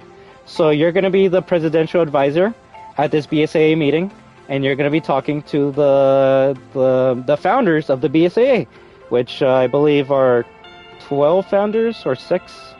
I can't remember how many founders it was, but all the original STARS members are founders of the BSAA. So you have Rebecca, Barry, Jill, Chris, and I think there's one more, but I can't remember who they are. Whatever, they're not that important. Either way, so there you go. You have Leon already having to go to a meeting with the BSAA. All the classic characters are there that you know and love. Claire's there, because why not? Fuck it. She's on Terra Save, so she kind of has to be part of the meeting as well. And then at the meeting, there's some bioterrorist that's like, yes, I have all the most important people that stop the bioterrorism in the world in one room. I'm gonna put a zombie gas bomb in the room, and they're all gonna get infected and turn into zombies. And then that's when the bomb goes off. Your classic crew of characters are like, zombie shit, get out! They all get out, and then that's when they're all in the Pentagon or some government building all together, and they have to get out. And then that's just all RE All-Stars at that point. Yeah, but funny enough, I kind of just basically gave you the plot point of Resident Evil 6. Which is Resident Evil All-Stars, so... Huh. But no, funny enough, yeah, Leon was going to Tall Oaks because the president was gonna tell the world everything about Raccoon City. And then people are like, oh, the important people are in just one place. Why don't we just gas them and turn into zombies? And, yeah. So, hey, like, there's actual, realistic, smart, conductive ways to actually have Leon and Jill in a game, story, whatever the fuck you want, with it making sense. Not making if you want me to just not make it sense, just fucking Leon was doing a mission in Brazil, and then he's getting shot by shit, and then he fucking like barges down a house, closes down the door, and then someone puts a gun to him, and he's like, who are you? Put your gun down. Leon's like, oh shit, I'm gonna put my gun down. And then turns around, and then you see it's Jill Valentine, and then Leon's gonna be like, Jill Valentine, what are you doing here? And then Jill can be like, I can say the same to you. And then Leon will be like, well, I'm on a mission, and the bullets come out of nowhere, and they're like, oh shit, take cover. And then, oh no, he went to Brazil. Yeah, they went to Brazil. And then it goes, Jill will be like, tell me why you're here later. We got work to do. And Leon will be likewise. And then you have 12 hours of Leon and Jill shooting zombies, killing people, just teaming up, doing just dumb shit together. And then at the end of the game, it goes, thank you for helping me kill Wesker version 6. And Leon will be like, thank you for helping me kill Ada Clone 69. And then they're gonna be like, so, you want to tell me what you were doing in Brazil? And then Leon will be like, yes, over a nice date. And then cut to black, credits, rock music. That's how you do it, dumb. That's funny enough. That would be a 10 out of 10 for the RE fan base. Just have them in a game together. Give me no explanation. Give me no setup. Give me no build up. Give me no realism. Give me no immersion. Just put them in there. Let them have fun. Just fuck it. Just do it. Just do it. That would be the dumb way they would do it, and that would make the fan base happy. Me, I'm the one that's actually like, oh no, give me like the dumb stuff. No, not the dumb stuff. Give me the boring stuff. Give me the logistics of this. Give me like 20-hour cutscenes of like people at like boardrooms talking about like how they're gonna like stop the bioterrorism around the world. That's what I want. You know Chris is gonna be in RE9, so like either I don't know, stop being a Resident Evil fan. Stop being. I don't know. Yeah, literally, because like. Just get ready, because you know what's gonna happen, and if that is really gonna stop your enjoyment of the game or the series, then at this point, I don't know, man. All I can say is, if Chris being in RE9 is gonna make you not enjoy RE9, then just stick with the old games. That's what I did with RE7. When RE6 and 7 came out, I didn't stop playing RE games. I just kept on replaying 4. I just kept on replaying 5, Code Veronica, all the old ones. Now, is that sad to say? It is, because I want you to be excited for the future of Resident Evil, but if the thing that makes you not excited is Chris in RE9, then I'm not gonna give you false hope and be like, he's not gonna be in it, because I know he is gonna be in it. Would I love to be wrong? Fuck yeah. Just for you, but...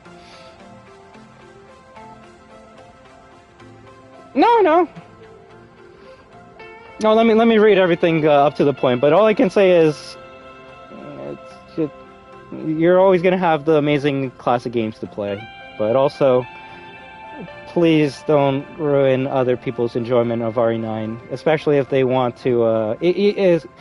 Regardless if they're excited or not, if Chris is there or not. You know what? I can agree with you on that, but. Most people would say that Chris has never been interesting in the first place. So. That's all I'm saying, man. I'm sad if you won't be excited for Resident Evil 9 at all, but please don't bring down other people's enjoyment and excitement for RE9. Especially if that's the only fucking light that they have at the end of the tunnel. No, fucking shut up, Robbie, before I get on you too. Goddamn. Give me a second. I need to catch up. I want to see Christian and Sebastian Castellanos team up. I'd rather see Leon and Sebastian team up if we're gonna go for dumb team ups. I'm not gonna lie. I think those two would actually be a pretty badass crew. Online because of goddamn notifications? You're not wrong, Robbie, but at that point I would say to just turn off your notifications or put your phone on mute whenever it's Last of Us Day. Because that's like me being like, oh my god, I got spoiled for the Thunderbolts movie because I have nothing but spoiler YouTube channels as my notifications. It's like, I kind of put that on myself. If I don't want to get spoiled of Last of Us episode 3, I just don't go on the internet at all. In fact, I didn't even know the Last of Us episode was coming out yesterday. I finished my stream and then I was like, it sounds like my family's watching Last of Us. And then I go upstairs, I'm like, oh yeah, they are watching Last of Us. I missed the first half hour. Shit. And yeah. So.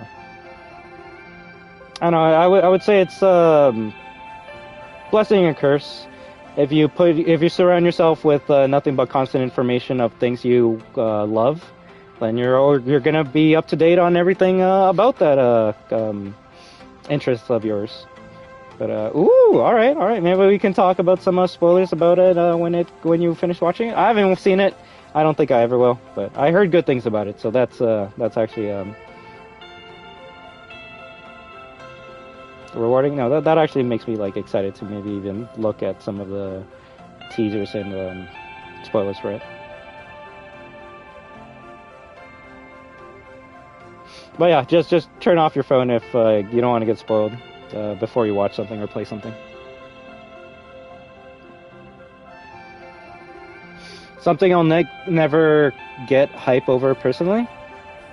Yeah, no, like to me, if they show RE9 trailer tomorrow and it's Jill and Leon, I'm not gonna get like I'm not gonna like start like fucking like losing my shit over it. I'm gonna be more excited of the fact that we're getting Resident Evil 9 over those two characters being put together.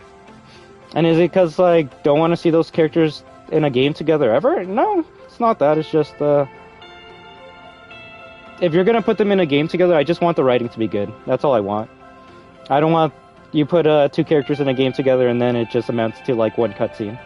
Because that's what RE6 was. It's like, oh my god, guys, we're finally gonna get Leon S. Kennedy and Chris Redfield in a video game together. This is gonna be the hypest shit of all time. They're gonna like kick ass together and we're actually gonna see which one is the better character. And what did that amount to in Resident Evil 6? A 10-second cutscene where Chris and Leon are kicking each other, and then it ends with both of them pointing their guns at each other because no one can win in a fight against each other. It always has to be even. It can be Sheva versus Ada versus Rebecca versus Jill. It's all gonna end with them aiming their guns at each other. No one ever wins. I'll go to the homeless shelter if I want to see that. See what? Ryu? Exactly, and that's what it always comes down to. You don't want to make a certain fan base mad or unhappy, because then they're not going to want to play your game, right? It's like if you have a Last of Us game and then you kill off the main character, you're going to piss off the fan base that like that character. Now, it doesn't matter if you make another character that's morally better or maybe has more interesting gameplay than them. If you kill off their favorite character, you just kill them off. God damn, one van. Holy shit.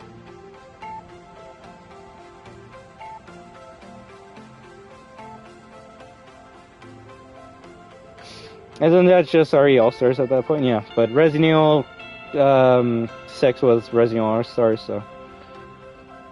Hell, you could say RE5 was kind of RE All-Stars as well.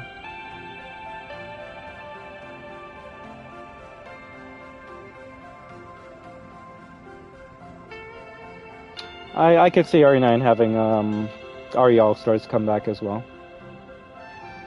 I mean, I wouldn't mind it.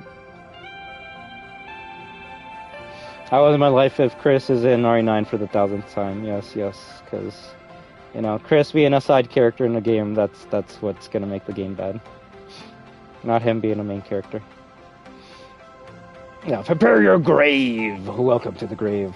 That's like if I say, if Joel is in Last of Us 3, I'll kill myself. I mean, that's kind of dumb though, Robbie, because Joel can't be in Last of Us 3, because he's dead. A better example would be you saying, like, I don't know, if Ellie is in Last of Us 3, I'll kill myself. Because they just keep on using Ellie in these games. And, I mean, it would be a shit-ass comparison.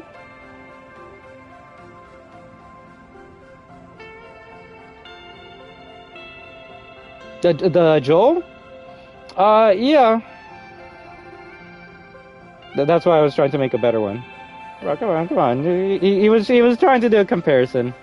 You can say it's bad without saying it's shit. But, what's a better one?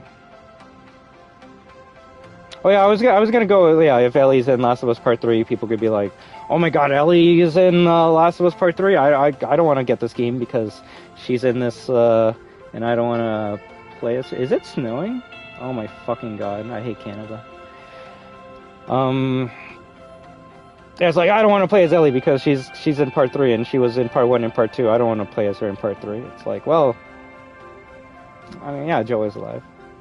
But to that I would say, it's like, well, yeah, if you don't want to play as Ellie, then don't get Part 3, but when the story is kind of centered around that character, then you might at least see that character in the background.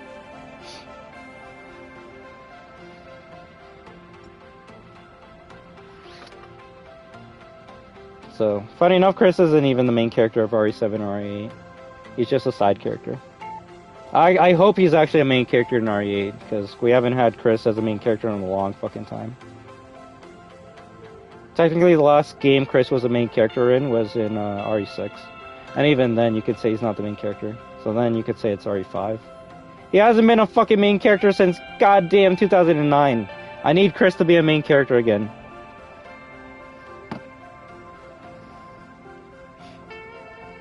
So you want me to bend over and take it? Lol. Just don't play, bro.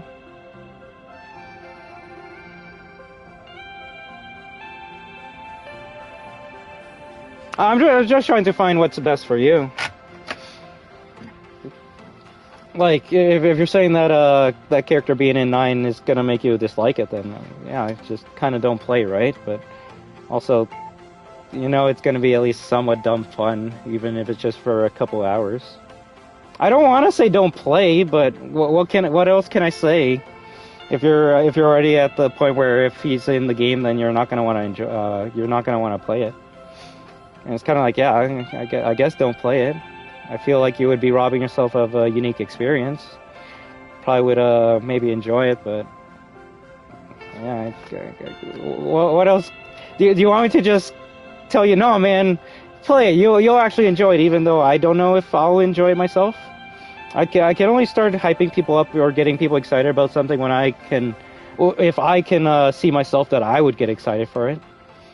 We know jack shit about RE9. RE9 could be a fucking puzzle game for all we know. Like I got like Tetris puzzle. So I can't be like, oh man, just stop being a sourpuss and get excited for RE9, because I'm even on the fence of RE9. Not that I'm like not gonna get it. I'm gonna get it. It's just I'm on the fence of being excited for RE. Because the last game I was excited for RE was RE8, and that was a big disappointment. I see, at that point then, I don't think there's anything I could say or do to make you excited or hyped. I would love to. I'm hyped for RE9, but if there's nothing I can do or say, then at that point, yeah, it's kind of like, well, I hope you have something else to play while we're playing and enjoying that game. Never gonna tell you to like not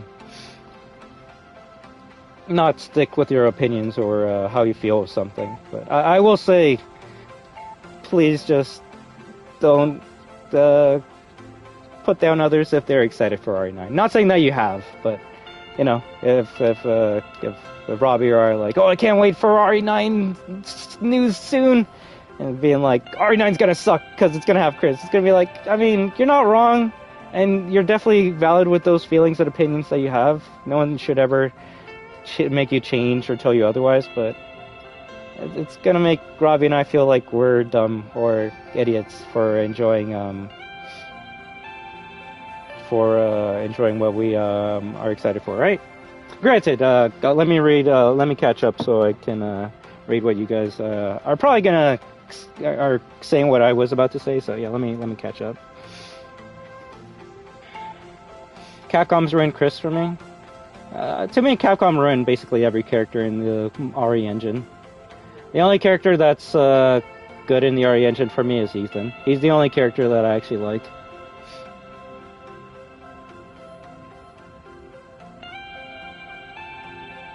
RE engine made the greatest RE character of all time and the most hated character of RE character of all time. And they're both in the same game too. That's what's hilarious to me. You have the badass Ethan Winters, and then you have the fucking annoying Mia Winters. I don't think you can find a more annoying character than Mia. Or someone you, like, love to hate. Capcom upgraded Chris in RE Village? Fuck no. Hell no. Hell no. Ethan, no. Okay, I'll give you that. I'll give you that one. Chris saying Ethan no is funny. It actually is. The way he says it.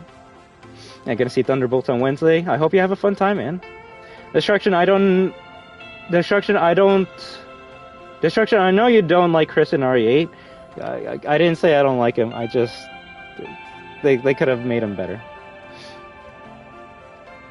But Victor, like Chris in RE8, it's just your character hating him? Wait, what? Destruction, I know you don't like Chris in RE8, but Victor like Chris in RE8? It's just your character hating? Oh, are you saying that, like, my online persona, Destruction, hates RE8 Chris Redfield for how RE8 Chris Redfield shits on the lore and the dialogue, and how they use the Carlos Oliveira voice for Chris Redfield in RE8? But if you're saying, like, Victor Moises Martinez Obando is like, yo, I actually don't give a fuck, because, like, at the end of the day, I'd rather care more, I'd rather get mad about more important things, like not spending time with my family because I'm currently busy doing something stupid. Then yeah, that you're not wrong about that. I do sometimes dumb things down. No, but you know what? They should be. Because if I really think about it, when I first started streaming, it was just me doing my own thing. It was when I started, I guess, trying to be a streamer that I tried to, I guess, have a persona. And you know what? At the end of the day, people didn't watch me because of my persona. People watch me because of me, so I need to stop doing the whole persona thing. I was even doing it yesterday, and my persona does annoy people, even though it's more so meant to be a joking thing. Like yesterday, I was like, yo, Groot sucks! Why do people say he's like the greatest tank in the game? He's actually dog shit. He has bad attacks, he has bad abilities. Groot just sucks. Groot players don't know what they're talking about. And, I mean, that's just me, like, just talking shit. I'm just fucking around. I don't actually mean any of that shit, but Gaming Station, they love Groot. That's their main character, and they're kind of like, hey, man, like, character doesn't suck. It's the player that sucks. And I saw that my dumb jokes were getting to them, and I'm like, yo, man, I was just being a fucking idiot. I don't mean any of this shit. You're the greatest Groot of all time. I obviously am not going to be an amazing Groot on my first match. Hell, man, I might not even be on the 5th match, but obviously I'm just fucking around, just trying to say dumb shit to maybe make someone laugh. But if someone really if someone, like, doesn't know that Buddy's just being a fucking idiot just for the stream, and they're believing that this guy actually hates Groot, then they're gonna be like, yo, you're kind of shitting on my character. I have fun when I play as Groot, and now you're kind of like making me feel bad because you're saying that all Groot players suck or whatever. And it's like, no. When I say all Groot players suck, I'm talking about the person that's playing Groot right now. It's like when I don't know, I use we'll say Sea Viper in Street Fighter. It's like, oh fuck, this character sucks. All Sea Viper's players suck. No, I'm talking about myself. But if I know it's gonna, like, annoy some people, then it's like, hey, shit, maybe you got baited. But the last thing I want to do is to bait my friends and family and people I actually care about. If I bait some rando that just stops by once a fucking week and I'm like, hey, this game sucks, and I bait them and they're like, oh, what? This game's amazing. Actually, Security Breach sucks. And hey, I mean, your tantrum outburst is making me laugh on the inside. So I baited you. You gave me enjoyment. I'm selfish. I'm a dick, but it's what makes me happy sometimes. But that doesn't mean I need to bait or be a dick to the people that actually care about watching me and care about my opinions and actually have a fun, enjoyable time on my stream. So it's just something I need to stop doing. But you're not wrong about that, Robbie. You're not wrong about that. There is a difference from Why do you think I do it, brother? Because I know it gets at you. I know it gets at you. And is it bad for me to do? Of course, but I don't know. I'm just poking around, but it also makes me go, damn. Like, why do people get offended so much by something like this, right? I don't know. It just, granted, maybe when you grow older, you'll start thinking a bit more about certain things, but at the end of the day, getting mad over nerd fights, nerd discussions, nerd tantrums, nerd arguments, nerd difference of opinions means so fucking little when it comes to actually having meaningful moments with your friends, families, loved ones.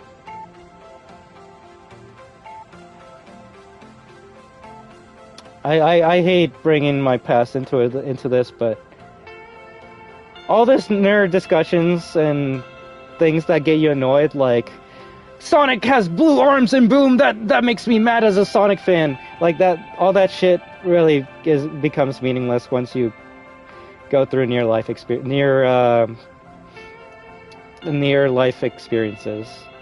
You start to realize most of this shit just doesn't fucking matter.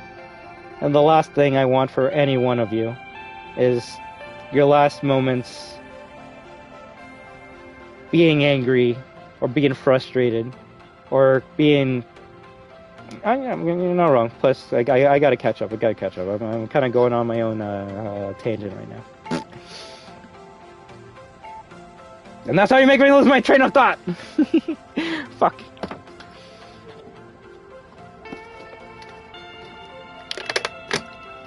Don't want your last moments, like, you know, fucking being like, oh, like, so writing a post on Twitter or on a YouTube video being like, yeah, this episode, Last of Us, season 2, episode 3 sucked. I hate how woke it is. I hate how the characters aren't hot. All that. Oh, you throw out that outburst and then you go outside and then a break falls on you and then you die. And then you're like, I don't know, if you're lucky, you're like in a liminal space where you have a TV in front of you where you get to watch all the moments that you did right up to before you died.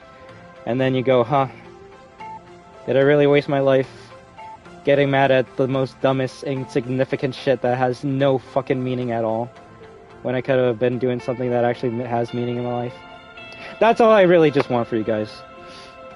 I'm not saying a fucking brick's gonna drop on you, but you're talking to someone that like almost lost their life just crossing the street.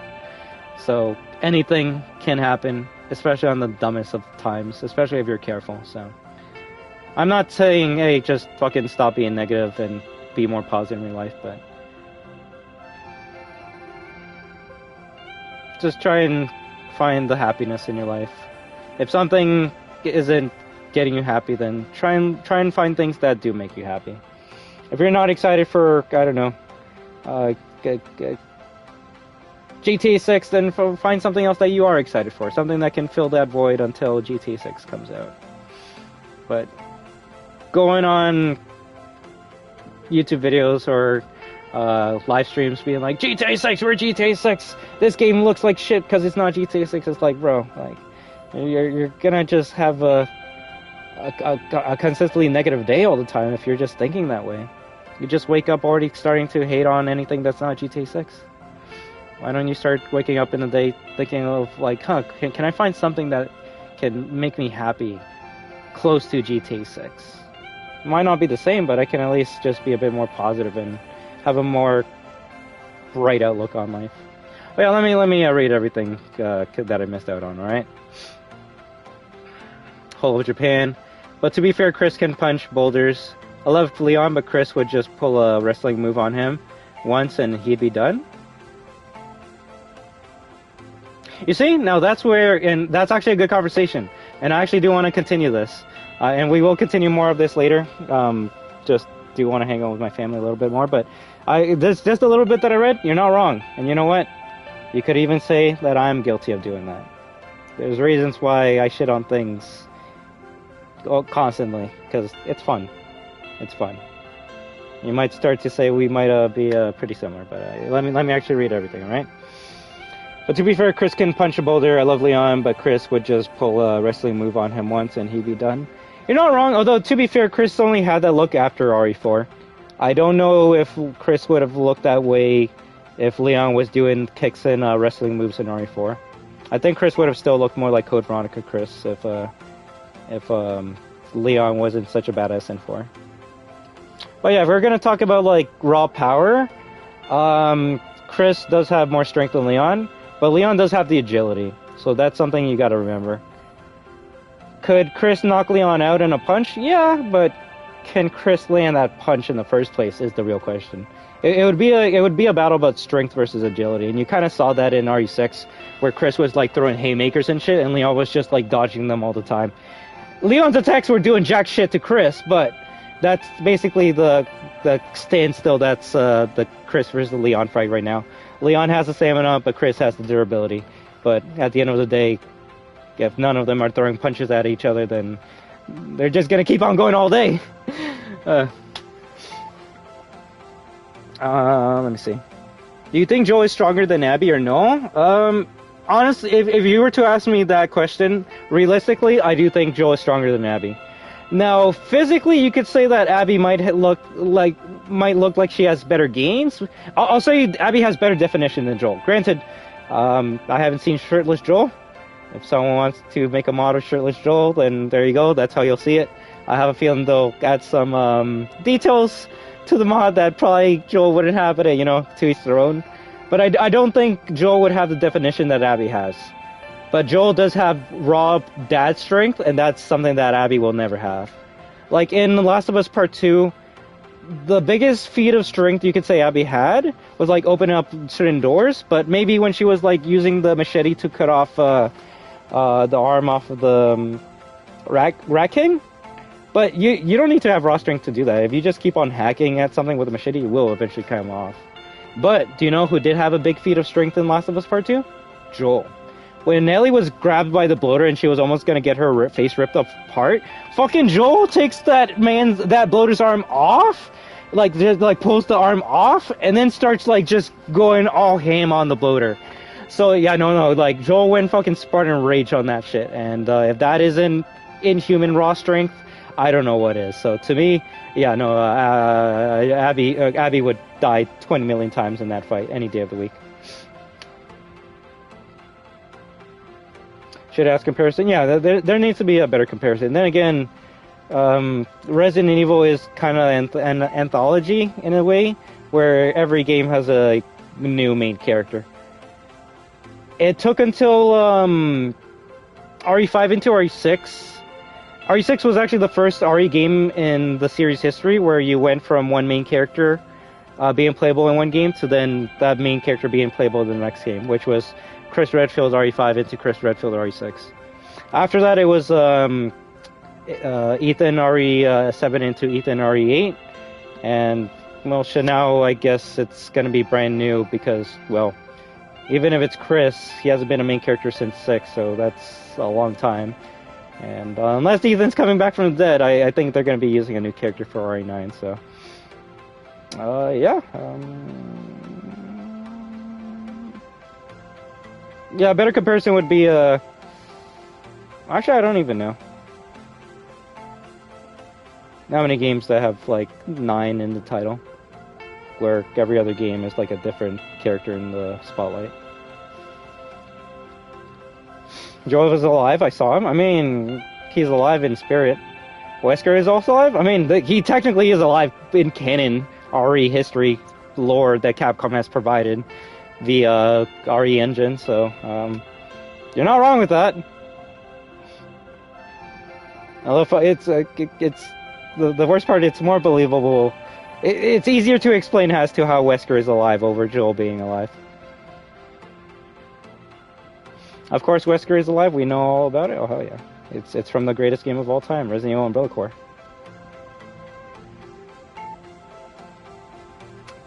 Don't know if you're memeing Magic Guy, but funny enough, that's actually a character I've been wanting to come back in the series for a long time. I feel she got a undeserved rap in RE5, and that's mostly only due to the single player AI. But as a character, I think she's actually one of the most badass characters in the series. I would say top 3 RE women of all time. Like, people would get mad as to, like, who I would put under Sheva. I'd put Ada under Sheva. Any day of the week. Like, to me, it would be, it basically is always going to be top 3 for me, Claire, Jill, Sheva. Then when you go into 4, 5, and 6, that's where you add Rebecca, Ada. The thing is, I like my favorite characters will be main characters always. It's nice to have side characters like Moria Burden or Ashley, but if you're not really maining them, then I can't really like them as much. And that's where I say, yeah, give me a main character where those side characters are main characters, but you also got to make it believable. You got to make it realistic in a way for me to take. Granted, realistic in the Resident Evil series is dumb as shit. Because, yeah, I will agree with you to a point before where you say, like, what is Secret Agent Man doing with policewoman? You're not wrong with that. Realistically, there is no reason to have that, and that's why I gave you a realistic scenario as to where they would meet up in the world, like with real world applications. But we're also talking about Secret Agent Man that got sent to Spain all by himself to rescue the president's daughter. So I think realism kind of gets thrown off jumps out the fucking window like Leon does once you realize the game itself doesn't take itself seriously.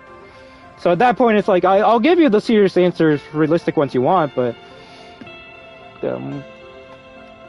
if the game's not caring that much for that factor, then I don't think we should be putting that much time into it as well.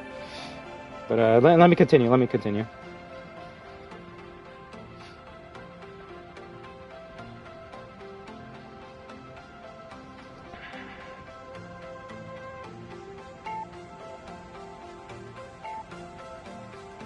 If Shiva came back, I want her to be dumb as fuck, just like old times. Just RE5 intelligence. Fuck you. That's all I gotta say. You know what? I hope Mafia Old Country, I hope they use fucking Shiva AI for all of their goddamn gameplay scenarios. I hope that's what you get, Ravi. Alright? Eat shit and love it. Love you very much, though. You see, I can take the joke, but if I'm gonna be in the destruction persona, I'll be like, "What the fuck you say about my favorite RE5 game of all time? Oh, your shit, your games have bad AI." No. You're not wrong with that. If anything, I gotta get to that part soon. Let me see. I have zero hype for RE9, and that does make me sad, but it only makes me sad because I just wish you had the hype that I did, and the only thing I can do is maybe try my best to start to get you at least slightly excited for the next upcoming game. Now, if you don't care about that at all, then I'll be like, okay, well, he said he doesn't want it, so I won't do that with you. But I will be trying to get the rest of the audience hyped and excited, because I just want them to be as happy as I am when it comes to the video game franchises, games, movies, just things that I'm happy and hopeful for. Now, will I shit on it probably more than any other YouTuber, gamer, RE fan of all time? Oh, fuck yeah, that's how I am. But it's the road to RE that I want to be a happy road. Because there's roads that I've been on that have been mostly negative, and then once I reach the end of the road, it's like, well, I've kind of already been beaten down so much by negativity that I can't really enjoy this anymore. And when I play it, it's just nothing but negativity or thinking about what others have said. I'm trying to think of a recent game that's happened with. And the only one I can maybe think of, I'll use Backrooms 1998 as an example. Hearing many good things about that game, how it's scary, seeing like thumbnails being like, scariest game of 2024 and shit, and it's like, oh, I'm getting excited, I'm getting hyped, like, I want to see this. And then you play it and you realize it's actually bad. It's like, huh. This sucks. Granted, that game was bugged. If it actually had that mic indicator, maybe it could have been better, but I don't know, getting excited for things that other people are excited for that I don't really know anything about is usually a gamble for me, just because I don't know if I'm going to be excited for it. But seeing other people that play the things that I do, like, why was your channel terminated? What the hell? Like, I don't know, seeing Max getting excited for, like, RE9, that does give me excitement. See my friends getting excited for RE9, I get excited too, but seeing others, seeing randoms not get excited for RE9, it's like, who cares, whatever, right? Those are the same people I try to ignore when it comes to anything else, but when people that I'm excited to hear what their thoughts and opinions are, when they're not excited, it just makes me feel, I guess, a little sad. And not that it's like, oh, they hate them, they're not excited, fuck them. No, it's like, damn. I really wish I could cheer you up or find a way to get you as hopeful as I am. But, well, I mean, I won't lie, I'm kind of like 20 comments backed up, and I'm probably gonna leave around 8 p.m., so in like 8 minutes. So I'm gonna have to catch up right now. right before we can't be hyped for RE9 when GTA 6 comes out the same year. That is true. That is true.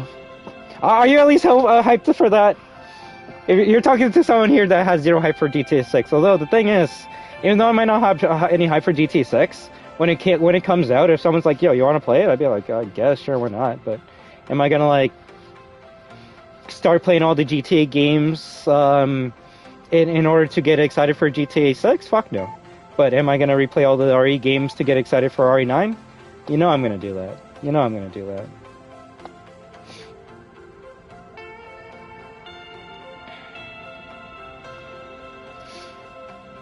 Unless they personally tell me they're put down, then I'm gonna say that.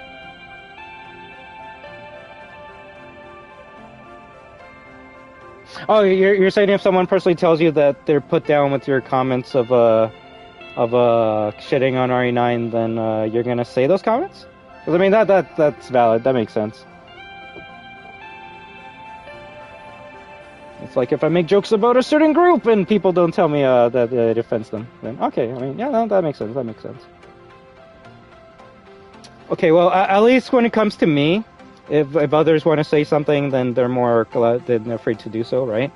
We're not like a big RE channel, but you're talking to an RE stan, so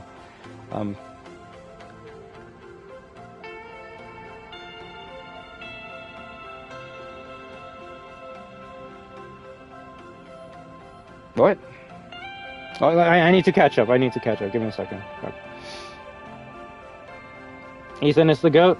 What's up, brother from another mother? How you doing, Incognito? You enjoying your Monday? Mia's funny, exactly. Now you understand. Victor and Destruction are not the same person. Although, it can sometimes, especially for a new person, it can look like they're the same person. So I just gotta stop. I gotta stop being a dick. I just gotta be more myself. Is there a bleed out between Victor and Destruction? Sure, but I want it to be a good bleed out. I don't want there to be a difference between what I say on stream and what I say in my own time.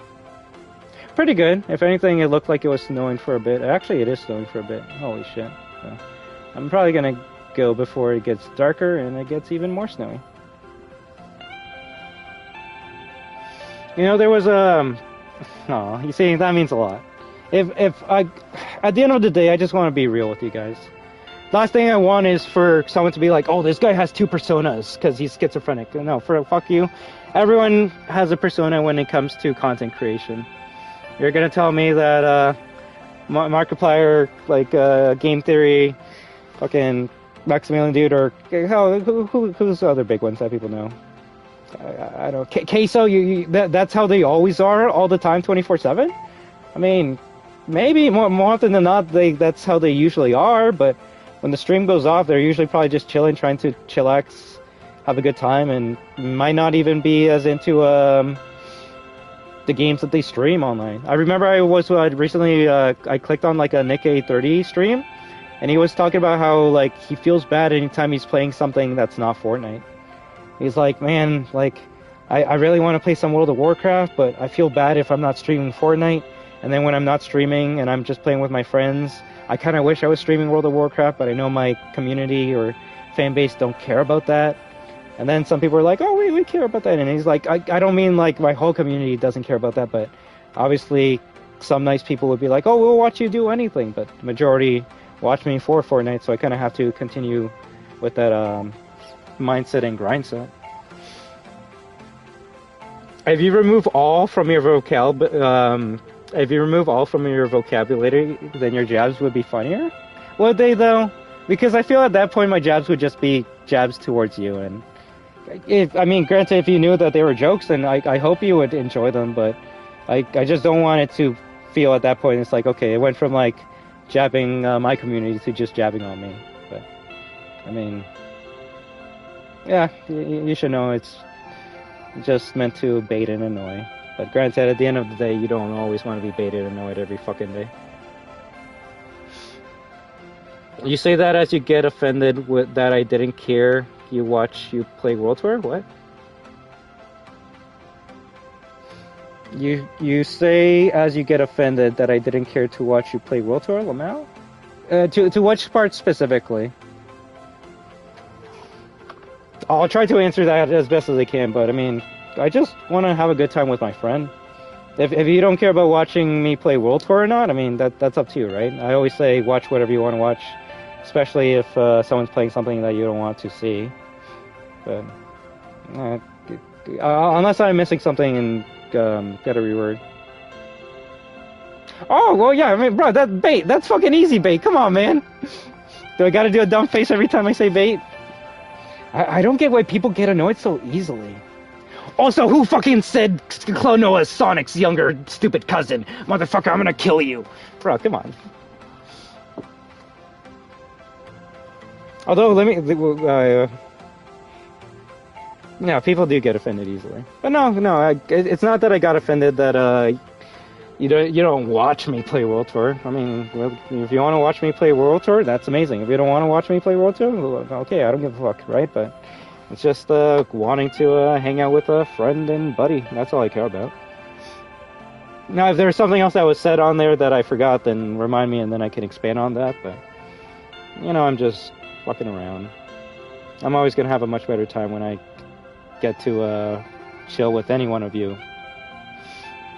With regardless which game we're playing on stream. You see, this is what I mean.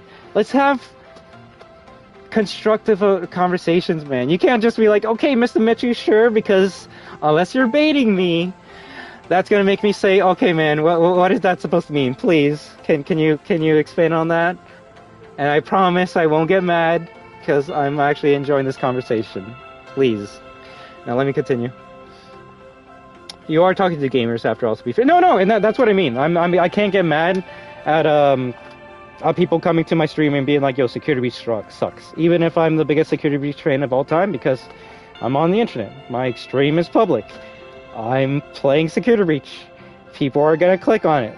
My stream, my chat is also public. It's not subscriber only. So I'm putting myself in these situations when I'm like, oh, I don't want to like hear toxicity or negativity. When it comes to like playing my favorite games or having conversations, because that's just not gonna happen. The only way that's never gonna happen or not gonna happen is if I remove chat, remove the fucking camera, and turn off the stream, and I just play the game, right? And then I can stay in my own like echo chamber or whatever. But yeah, what if shitting on things makes you happy? Then you see, that's when we have a conversation where it's like, well, why does shitting on things make you happy? Sometimes it's an easy answer, which is like, oh, I just like being a dick, and shitting on DC makes me happy, so I'm gonna shit on DC as a Marvel fan. It's like, okay, I mean, you said the truth. You said why it makes you happy. It doesn't matter if I agree with it or not. That's how it makes you feel, and nothing I do can take away from that. It's just, I guess if you're a DC channel or a YouTuber or whatever, or a big DC fan, and then a viewer or a friend. We'll say a viewer, right? A viewer stops by and is like, yo, DC sucks. It's like, cool joke. You said it like 200 times, say a new one. And then they're like, no, I'm going to keep on saying it. Then at that point, it's like, well, it was kind of funny at first in the beginning, but now it's actually kind of annoying me and maybe annoying some of the other viewers that do love DC. So then I'm at the it's the choice of like, well, I mean, I only kept you because you give me that nice one extra view on a stream, so I guess I'll just remove you because, well, you're being negative. You're bringing the whole mood and vibes down for everyone, and the only one thinking this way is just this one person. So like, just remove them from the stream channel or whatever, or block them or whatever. And then that one person will go to another Marvel or DC channel and be like, yo, DC sucks, and continue that that whole routine again. But that's if like they're a random, right? If they're a friend, like, I don't know, say I love Marvel and my friend loves DC, and they hate on Marvel, so every time I start talking about Marvel, they're like, Black Panther sucks, Batman's better. I'll be like, yo, bro, like, we're friends, I understand you hate Marvel, I know you love DC, but can we, like, stop with this vitriol? Can we stop with this routine, because it's just the same thing over and over again? And if they're a good friend and actually care about your opinions and respect you at all, then they'll be like, oh shit, man, like, they might say like something like, oh, I didn't know you hated when people shat on Marvel, or I didn't know you felt that way about this franchise, or I didn't know that you actually took offense to any of the things I said. I'm sorry. I hope you forgive me. I won't say those things around you, or I'll start trying to make different jokes instead, like maybe Marvel's amazing, or maybe I'll say DC sucks jokes to make it even. That way it's not just one-sided. Like, if they're a good friend and you actually want that relationship, friendship, whatever, to continue, pick Marvel Rivals game. I know, right? There's a reason why I don't do this fucking... There's a reason why I said I don't... fuck, I don't know. There's a reason why I said these discussions were going to be Twitch things, because on Twitch I don't mind wasting time. On YouTube I feel like I'm wasting everyone's time whenever I'm having these discussions, because people want to play Marvel Rivals or want to talk, and I'm here just talking about random shit for the last, like, hour and a half, so... I feel bad is what I'm trying to say.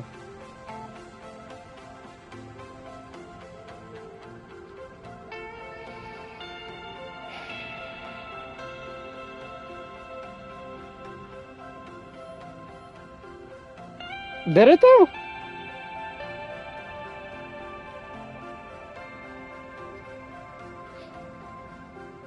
I thought it stemmed from the... Right? I was gonna say, I thought it stemmed from the fucking Fatal Fury talk. But yeah, all I can say, man, is... I know. And I enjoy these combos. I just hope you guys enjoy it too. I just don't... I don't want them to ever get negative or toxic. If you actually want to have constructive, genuine conversations like we're having now, I do want to have them, and we can have them without us having to, like, bring each other down or shit on a community or something. It's just gonna get boring. That's all I can just tell you that. It's gonna get boring if you're waiting for gameplay to show up. But yeah, if shitting on things makes you happy, then hey, don't let anyone stop you from being happy. But if the people you're hanging out with are now starting to, like, not be happy because you're shitting on those things, then, well, shit.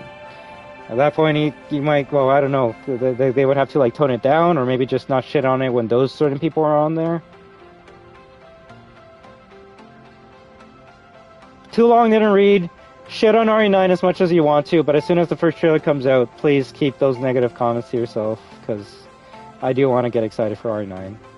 Now, if I'm not saying don't shit on RE9, but maybe let's have conversations after the whole, like, honeymoon period of the trailer, being like, oh my god, it's Leon, it's a zombie. Like, after my, like, 1 minute of thank you, and I know, but sometimes, you know, things that go without saying people might not know. I'm not saying you don't know it, but I'm just letting my thoughts and opinions be laid out for the whole stream, and that is, you know, that goes without saying, right? So, obviously, if someone's excited for Metal Gear Solid 3 Delta, I'm not gonna be like, yo, fuck that game, it looks like trash, fuck Konami, fuck Hideo Kojima, fuck all this shit. It's like, well, why, right? Even if I did have all those real feelings, it's like, why am I gonna put someone else down just because I don't enjoy it? Is it because, and that would be the reason, is it because I'm selfish and I need to make other people feel how I feel, so I gotta put you down so then I feel better about myself? If that's what you gotta do, then that does make you a real piece of shit. Fucking asshole. Worst gamer of all time. Worst friend of all time. Worst human being of all time. But I don't know, I think being mature is being like, hey, I don't care about the Elden Ring, but if you guys enjoyed Elden Ring and you love it, then yeah, you know what, it deserves Game of the Year. And if you guys can talk to me about the Elden Ring to the point where you can get me excited about it, then hey, maybe we'll start playing it on stream, and then I can start enjoying a new genre, a new game, a new franchise that you guys enjoy. But I gotta, yeah, let's keep on going. I missed on so much. Joe killed a bloater with only a machete. I mean, that is god tier. That is Chad behavior. Honestly, I can see Ethan coming back from the dead. Well, the thing is, Ethan's not dead. Well, he is dead, but he's also his conscience is in the Mega Mycete, So technically, anytime that Rose wants to talk to Ethan or any of the characters like Jack Baker, she can just go into that world and talk to him anytime. So Ethan, while dead in the real world, still can be communicated with. So we actually might see Ethan in the next game if Rose is the main character. Also, I wouldn't mind a Shiva Origins game as well. I believe they actually made a Shiva Origins comic book, and it got real dark. So I actually would love to see an RE5 Origins game. My favorite woman character is Jessica. Bro, she's a hoe. She's a fucking hoe. You really think Ada or other characters are hoes, but no, she's on a different level. And I know I'm a man, but I don't think with my other head all the time, and that character really made me fucking angry. I hate characters that are meant to be like that. She's too woke for my like. Don't worry, Mafia the Old Country will be very good. No AI problems? I hope so. I actually do hope so. My friend has been replaying Mafia 1, 2, and 3 to get excited for the Old Country, so I hope it's amazing just for you and him.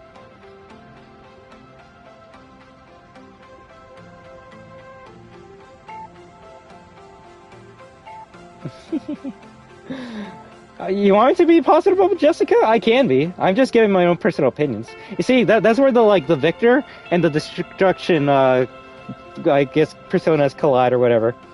Like, you want my personal opinion about Jessica? She's a hoe.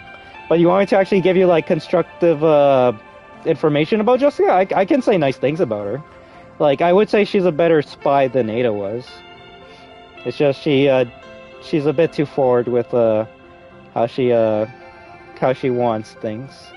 Fucking like landing all over on Crispy and like, oh, I want you. Like, we can be positive, but that doesn't mean we gotta fucking just turn our brains off and be peace and love for everything. No.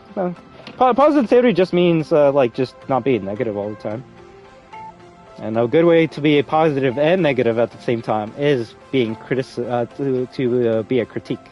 Because then you can talk about the good and the bad while being usually factually correct. When you're talking about feelings, that's when it's just really just based pure on experience and behavior, being like, someone being like, I don't know, that's a good one. You see, that's a good one. I actually agree with you. You see, thank you. You see, that's a good one. That's a good one. That actually is a good one. I guess Jessica to me just a bit more because you don't have much Excella Wesker screen time. You see, out of the three, I would put Jessica first, Excella, and then Ada Wong third. Just because I don't remember any scenes of like Ada trying to grab Leon's dick. While the other two characters, you do have scenes of that. So, like the closest Leon and Ada ever get to is the kiss. They never really do anything much more than that. Hi, how you doing, Lois? It's me, Molento, from your channel was terminated. I have questions. It's important to be kind to avoid ban YouTube streams live chat? Yeah, of course. I don't know if you're still here, Luis, but I kind of tried giving you that warning many times before. There's a reason why I banned you, and it wasn't because I hated you. It's because you were doing things that will eventually get you banned on anybody's stream. Making fun of the streamer, saying not nice things about the game, spamming in chat, having fights, that will get you banned off of YouTube, man. So, yeah, if you were not kind to others in a YouTube chat, then that's probably how your channel got terminated. Now, does that mean you gotta like go to every YouTube live stream and be like, "Hi, how you doing, person 1? How you doing, person 2? How you doing, person 3? How you doing, person 4? All the way to person 100,569. How you doing? How's your day?" No, it doesn't mean you gotta be kind to everyone. What it means is just be respectful to others.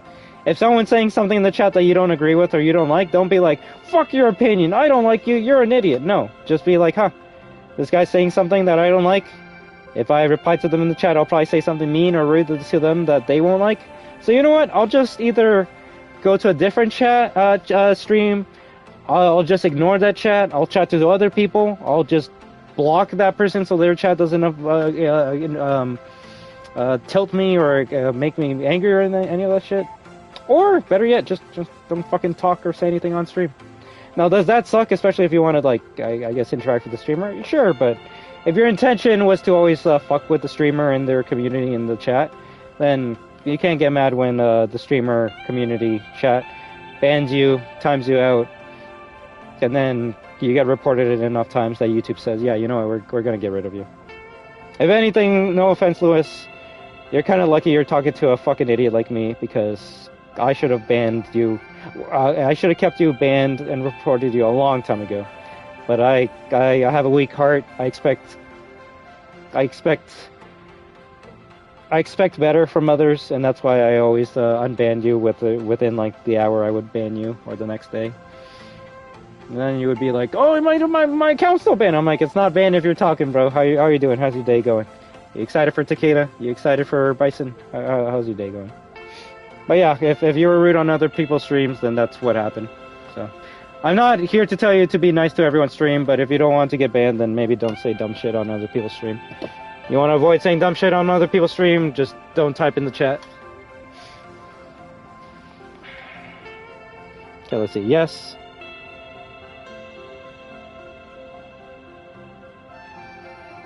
I told you for 2 years I got offended, bud. I want to say that was so long ago. I'm gonna have to guess what that's in reference to.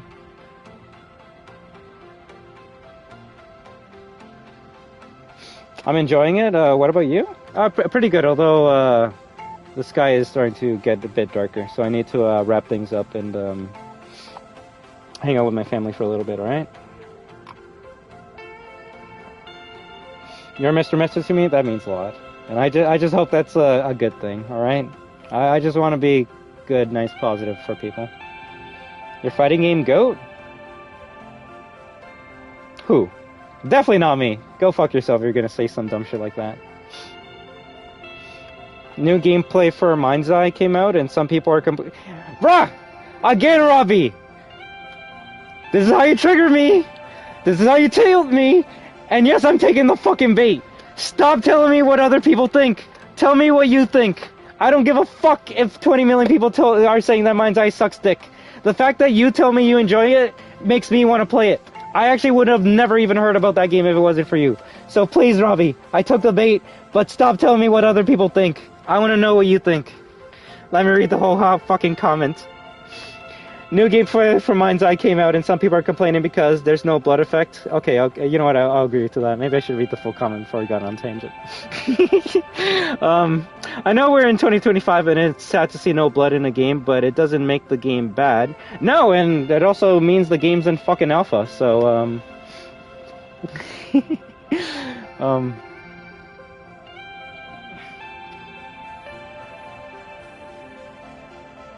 Let me get to that soon.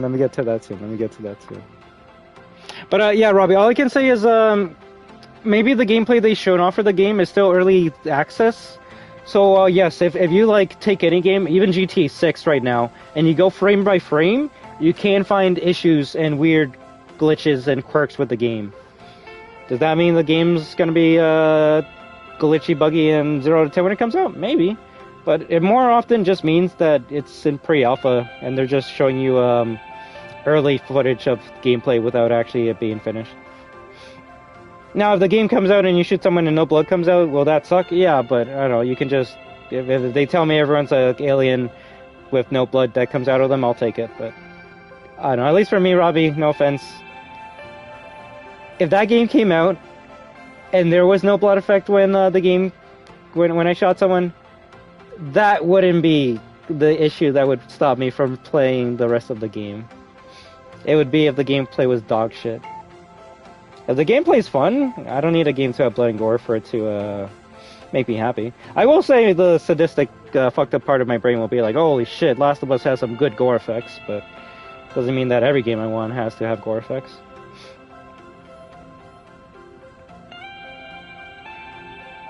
But yeah, I agree with you, Robbie. And it's sad to see no blood in a game, but it doesn't make the game bad. No, it doesn't. If anything, it's just things that they can fix before the game comes out. I don't know why people get easily offended sometimes, right? It's because we have love and passion for the things that make us happy. That's actually the short end truth of it all. If loving Spider-Man makes you happy, someone saying Spider-Man sucks is gonna make you mad, annoyed, hurt, because even though they're not saying it about you, you have passion for that character, you have love for that character, so when anyone starts to shit on it, in a way it feels like they're shitting on your passion, even though that's not the case. Okay, Mr. METSU, sure. Yeah, no, you see. Dude, Sugar Skull tattoos are so cool. Did you get one, Incognito? If you did, you might actually have to let me take a peek of it, alright? Peek my Rivals gameplay? Bro, shut up. Fuck you. Well, this stemmed from The Last of Us 2 lesbian sex, by the way. You know. Don't ever say it doesn't get hot in these discussions, alright? Lamau, right? Yes, Loy just gradually turned into other things. It always does, and that's why, you can see why I try to, like, stay on topic whenever I play a game, because it can easily devolve into just talk about anything. Which, hey, I mean, I don't mind. I can literally have a fucking 2 hour and 36-minute stream of us just looking at the main menu talking, but it's I guess, is that what you guys are entertained by? Is that what you guys like? Is that what you guys want? I don't mind it. I'll do it. If anything, these are discussions that I usually have on Twitch, just because it's a bit more private there. I know someone's gonna be like, private on Twitch. I have more people watching me on YouTube, so I feel like I can have these discussions on Twitch a bit more, just because I'm not wasting people's time. And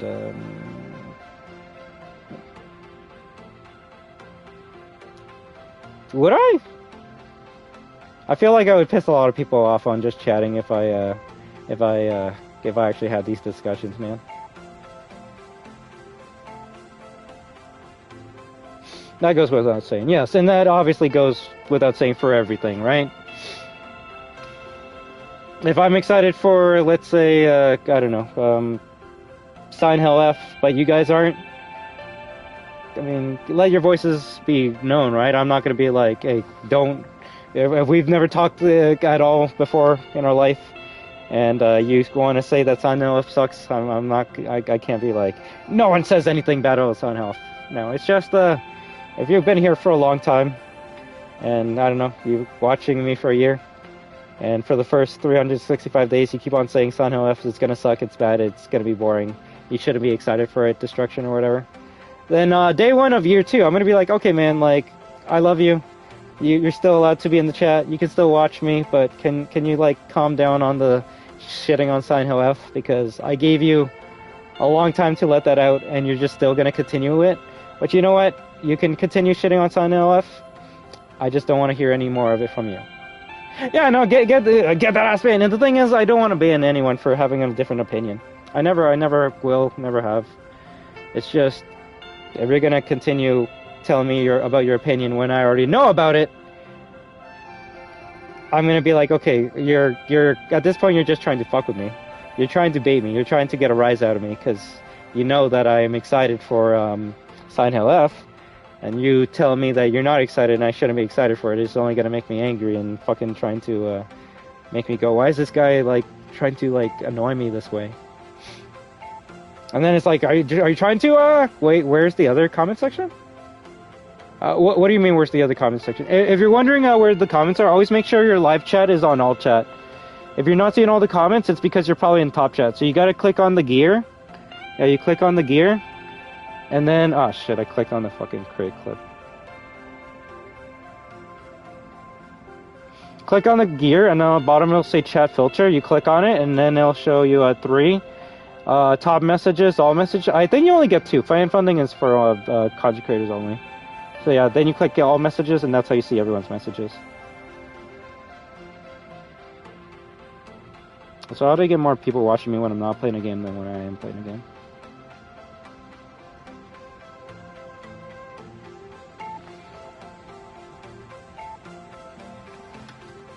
Yeah, there we go. But yeah, that's all I'm saying. I'm not gonna ban the guy who doesn't want to get excited or play Silent Hill F and wants to shit on other people for playing Silent Hill F. I'll be like, yo, you had your time. We let all your thoughts and opinions be heard, but now it's our time to just get excited for it. And if they're gonna be like, well, I'm not excited for Silent Hill F. I can't get excited with you guys, and I don't think I ever will be excited for Silent Hill F with you guys. Then I'll be like, all right, man. Anytime we talk about Silent Hill F, don't talk. Just shut up. It might be mean, but if the only things you're gonna say about Silent Hill F are negative, putting people down, fucking just toxicity, then I'm not gonna say for you to fuck off. I'm not gonna say don't be on my stream. I'm not gonna say you're not allowed on my stream. But I will start getting a bit more assertive if you bring that up after the fact that I kind of brought this up and told you to stop talking about it or stop doing it. And if they're gonna be like, but I have fun when I shit on Silent Hill F, then I'll be like, hey, I'm not telling you to not have fun shitting on Silent Hill F. I'm telling you to not shit on Silent Hill F on my channel, on my comment section, in my discussions. If you want to go to other comment sections or other places and say you want to shit on it, go. Feel free. There's many streams, many channels. I'm not the only one. And if they're gonna be like, but I like hanging out with you, okay, cool. Then if you want to hang out with me, you gotta drop the whole shitting on Silent Hill F shit. Now, when the game comes out, if other people are shitting on it for actual objective reasons and you want to join in, you're free to do so. But if other people are like, actually, I don't like Silent Hill F because like the combat is kind of bad, that doesn't make it. That doesn't give you a freebie to be like, oh yeah, this guy says Silent Hill F sucks, so I'm gonna start saying Silent Hill F sucks because it actually sucks. It's like, yeah, this guy says it sucks because he actually has a real reason to say it sucks. You say it sucks because you just don't like it. You want other people to feel your pain. You want other people to not be as happy as you are. You want other people to just live in that Silent Hill town like you. Oh yeah, just kind of. Even though Robbie brings it up all the time, like they're excited for GTA 6. I'm excited for them. Now, if they brought it up every fucking day, I'd be like, okay, Robbie, come on, this game's not coming out until next year. Can we like put a pause on it? But I don't think anyone has ever been anything like that. Maybe you can say when I played more FNAF and then people were like, yo, you excited for Ruin or for the other FNAF game? Sure, but I will say there is a difference, and you could say like, oh, why are you nicer with this group of people compared to this group of people? Well, I'm gonna be a bit more lenient to like the FNAF, my FNAF viewers, more so than like, I don't know, GTA 6 viewers, because usually one fandom is a bit younger than the other. So I'm not gonna be like, yo, bro, like you told me about Secrets of the Mimic like 60 times already. Why are you talking to me about more Secrets of the Mimic? No, I'll be like, hey, this. I'm gonna usually assume that they're a kid. They're just excited. They want to talk to someone about a game that they just can't wait to play. And I'm like, hey, you know, I had this conversation a million times before. I don't mind having it again with you. It's when I'm talking to the fucking 30-year-old that's like, bro, I hate that that there's a woman in GTA 6 because it's woke now. I'll be like, okay, how am I having better conversations with the younger people than with the adults that are like saying everything's woke, everything's fucking just boring, bad. Like it's getting kind of weird. But yeah, I will be more lenient to a younger person talking compared to someone who's a bit older. That goes without saying. What happened to being positive, not shitting on things? Vic 830? I'm not shitting on anything. I'm just saying Jessica sucks. I can be positive. You want me to say Jessica's hot? I like her swimsuit. She's showing off that one leg. You know, that's the greatest Resident Evil costume of all time. If I meant more so, well, yeah, no, I do want to be more positive on stream and off stream. But, you know, so sometimes I gotta have that old asshole charm to me. I just will not be using it on the people I care about. A good hoe to me is Excella Gianoi, and that's why I'm not excited to see how they tone her down in RE5 remake. But that's a different discussion for a different day.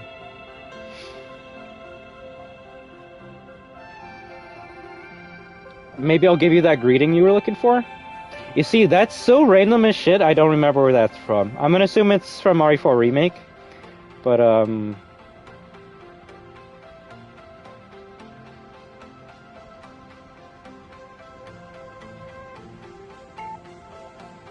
you know, maybe that greeting meant a nice kiss. It's not meant to be that she's gonna suck his dick. Come on. Oh, fuck. Quote, I think you always look down on me with fighting games. Okay, you're my goat. Go fuck yourself.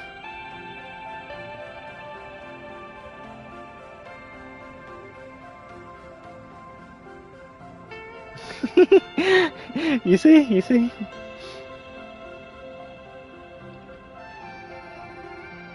You see, it's because I'm saying go fuck yourself with love.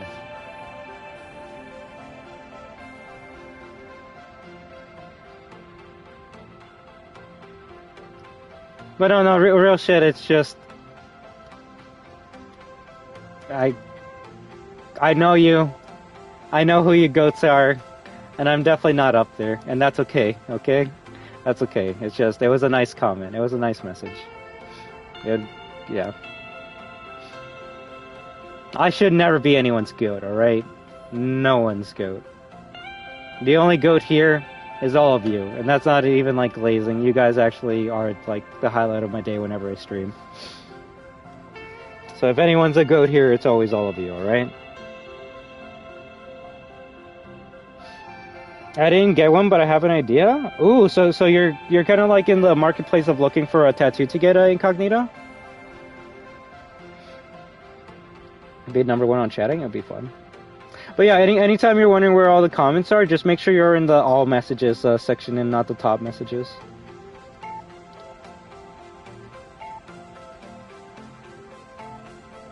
Also, I don't think I said that in months.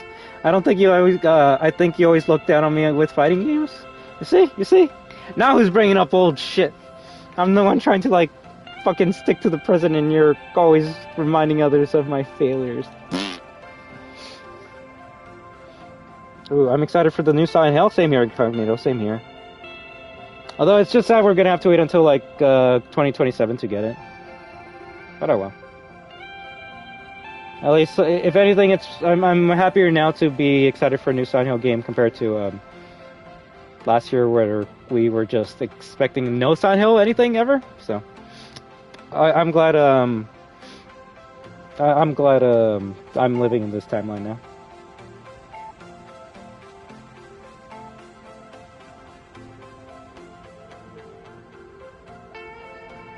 I'm jealous at your 700 coins. I have 575, but 500 was from like Battle Pass.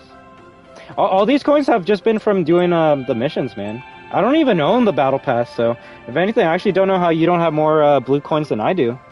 You have the Battle Pass for, well, yeah, you have the Battle Pass for Season 0 and Season 2.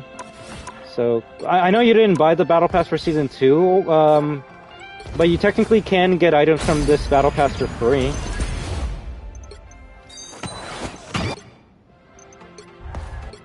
Yeah, like these blue coins here are free.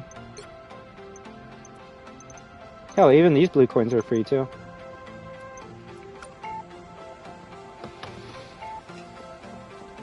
I don't have any because oh, you just got the Spider-Man skin. Did you get it through leveling up Magic Guy, or was it just missions or challenges, or did you like buy with money?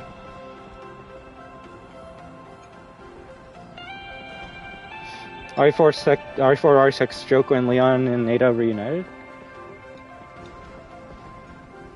You see, I didn't really take that as a sex joke. I kind of just to me, I insinuated that they're like, we're gonna carry off from the last night, and the last thing they did last night was kiss, so it's just okay, we're gonna move up from kissing to making out.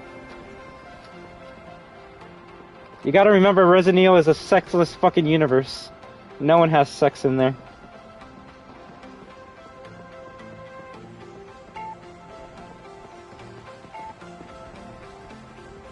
Alright, that's pretty good. That's pretty good.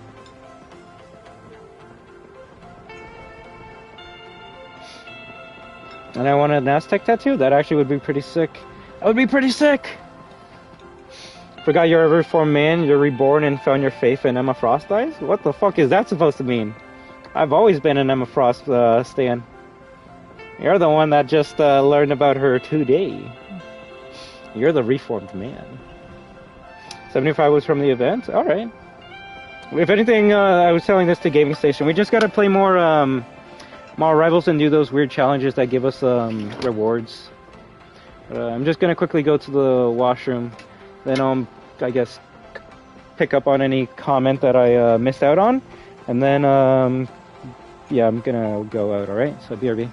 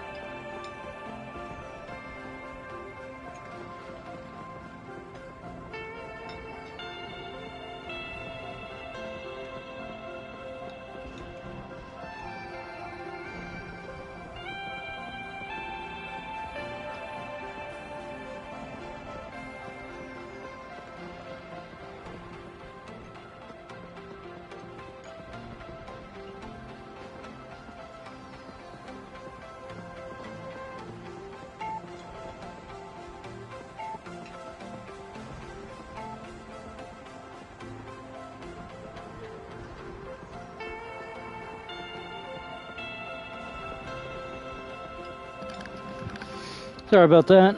Probably would have ended the stream and then gone, but would have not had all the time to fucking do all that shit, so oh well. Alright, is there anything I missed out on? If anything, I hope you guys enjoyed the combos. I know I did. I wasn't even supposed to have a combo stream today. Fucking, well, actually I did like on YouTube. I don't do these combo streams on YouTube. I usually do them on Twitch, so. I guess, I don't know. I hope you guys enjoyed that for the ones that enjoy these types of conversations. I'll try to. I'll try to. I was gonna go hang out with my family for a bit, and then when I come home, depending on what time it is, I'll either join them for Call of Duty or maybe stream something on Twitch. Oh, I was gonna talk on Twitch, but maybe I'll just stream on YouTube and we can continue the conversations on here. It really all depends what you guys want.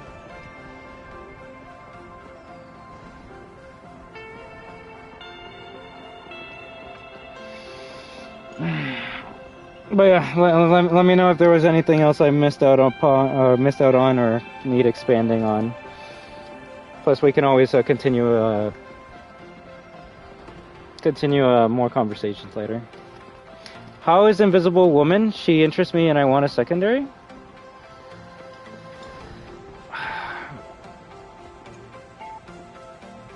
I would need to get a PC or find a PS2 copy to play that incognito. Sadly, Indigo Prophecy's not on PlayStation, but if they made a remake of that or even a port, then yeah, I could do that. If anything, I technically need to finish Detroit Become Human. So we'll see if we can do that later this week as well. She's an alright healer. I would say you gotta be more in the back than any other healer in the game. Wait, what? Yo, give me a second. Did David Cage actually fucking remaster this shit? No fucking way.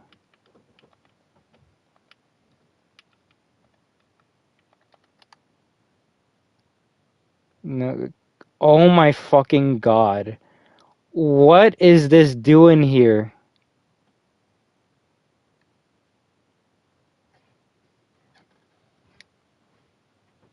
How long? What? No. What? How long has this been here? I don't believe this. I actually don't believe this. This must have been like snuck in a fucking day ago or some shit. This makes no sense. So you can actually play all the David Cage games then? Well, minus the... Actually, I don't know if that Xbox One was David Cage. You know what? Well, considering that all of...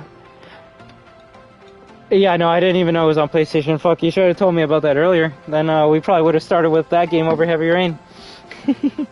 Okay. Try, write Fahrenheit. There's two names for that game, so it's probably called Fahrenheit in the EU. Let me actually take a look. Because, in America it's called Indigo Prophecy, but in, I think overseas it's called Fahrenheit. So just write that, and you should get it to come out.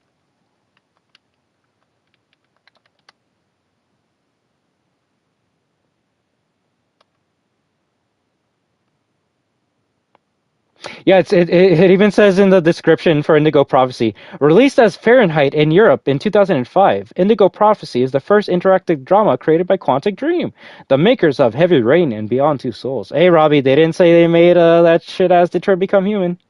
In this paranormal thriller, New York City is stunned by a series of mysterious murders that follow the same pattern. Ordinary people become possessed and kill absolute strangers in public. Play both sides of this breathtaking murder conspiracy and uncover the supernatural forces behind these crimes. So I'm assuming if this game's not here, it should be written as Fahrenheit in your PlayStation Store unbanned.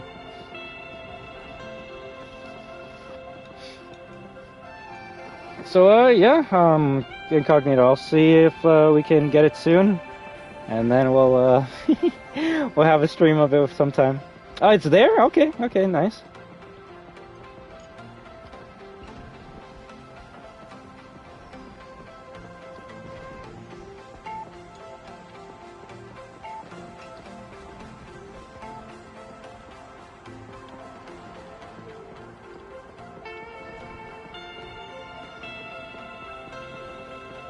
So I was just replying to PlayStation chatter there.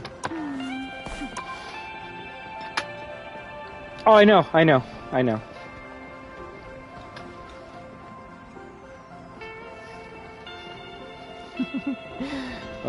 But I can only assume there probably won't be anything else that shows up when you search for it. So, hey, I mean, there you go. If you that actually might interest you as well, man. The first game that David Cage Quantic Dreams made before Heavy Rain, that probably has some good shit in there. That probably has some good shit. But yeah, thank you for letting me know about that Incognito. When I looked at the game page, it said it was been there since 2016. So apparently that game's been there since then, and I just didn't know about it. So cool. Not bad, not bad. Granted, I wasn't really into playing David Cage games around that era, so I probably would have never even picked it up even if I saw it. David Cage is in the game tutorial? Oh my god. Never change. Never change.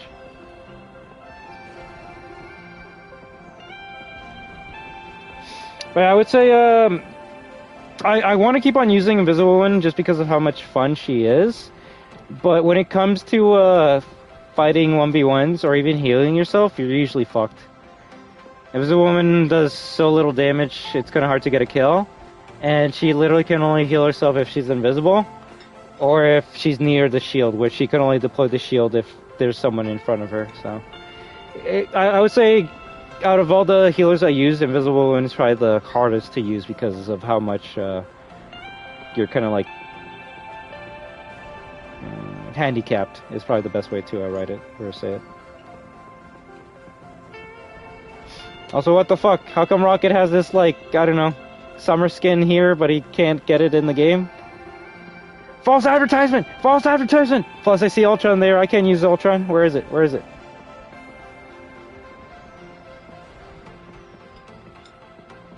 No, like, she's actually an amazing assist character. I feel that, I was saying if you're Emma Frost and I'm Invisible Woman, that's the best team up ever. Because I can keep on healing you, I can keep on attacking the person, but also I have moves that can like push or pull the opponent to me, which will help keep them near you. So she's actually a great assist character, but should she be? Should you be excited if you see her and she's the only healer on your team? No. If anything, you should be worried. So I don't know. Granted, you'll obviously learn more the better you use them, but I think if you want easy healers to use, it would probably be Mantis, Luna Snow, and Cloak and Dagger. And Jet the Shark as well. I think the two hardest healers in the game right now probably would be Invisible Woman and Adam Warlock. I still gotta put time with all of them, but at least from what I used, Rocket Raccoon's easiest and the best healer. Loki's tough, but he has good damage, but can be hard to heal at times. Invisible Woman's very hard to heal people with, but she has some good combos out as well. Maybe I'll try out Luna. One thing I need to understand is whether to play her as a team player or offensive. Well, that's always going to change depending on how you play, but also on how the tide of battle is turning. Like with Rocket, yeah, shoot the healing balls to your teammates, but if you start seeing like low-key decoys and bombs and stuff, that's when you start being aggressive and start shooting it.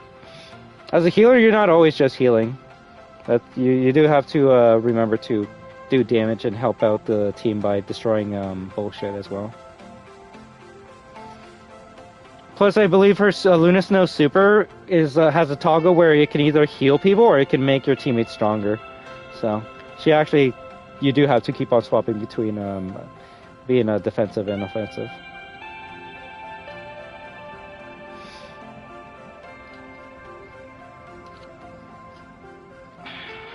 Alright guys, I feel like I got every comment that I missed out on. I hope I gave the best answers that I could. I hope we had a good discussion. Let me see how my YouTube's doing. Okay, Last of Us episode, grounded, Xbox raising prices. Yeah, good. Last of Us, more Last of Us, more music. Trailer for Star Wars cartoon, Last of Us. Until Dawn movie's a waste. Yeah, my whole feed has kind of just been boring today. I really hope I get some good shit soon.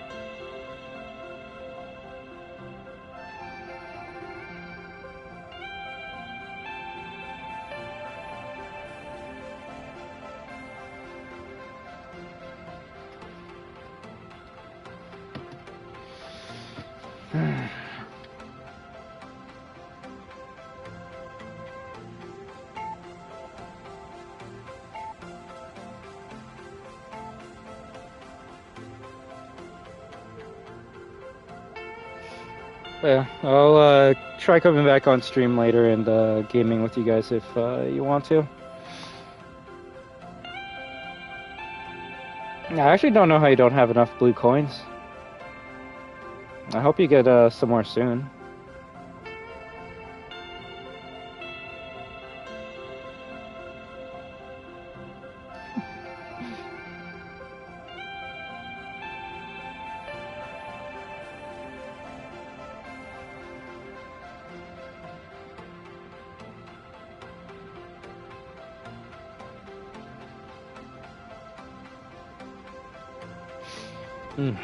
Sorry, I don't know what to say. All I can say is I just hope you enjoyed the conversation, all of you. Obviously, some of it was a bit more specific to like Robbie or you, Danny, but I hope we were able to talk. We definitely did have more of a talk than I was expecting today. And I'm down to keep on talking more. I just actually want to hang out with some fam for a bit, okay? So, well, I'll come back later and we'll continue our discussions if you want to, okay? Because then I know I enjoy them.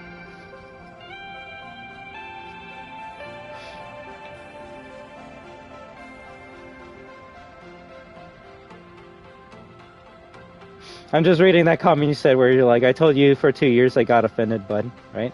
And then I'm reading the other comment that kind of like, and I answers it, what if shitting on things makes you happy, right? But shouldn't shit on things that your friends enjoy.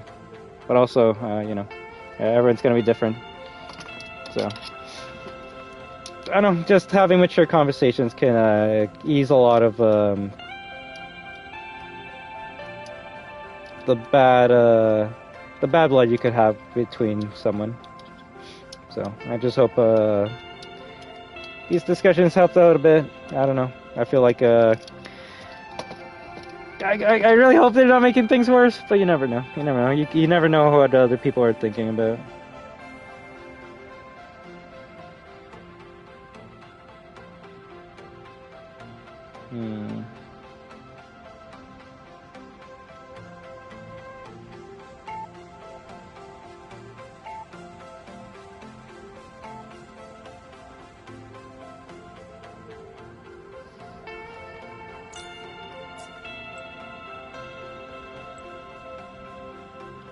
Well, first of all, it's kind of hard when you're in a fucking way.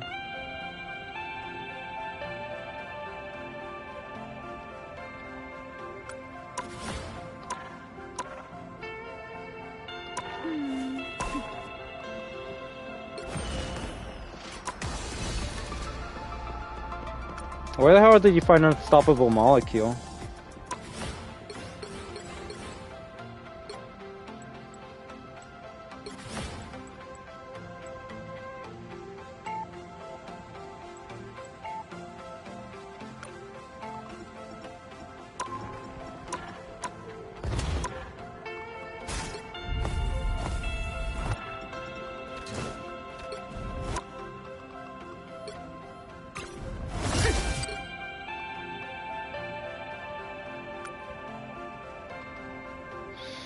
I can get a palette swap for my solid skin, but I need unstoppable molecules.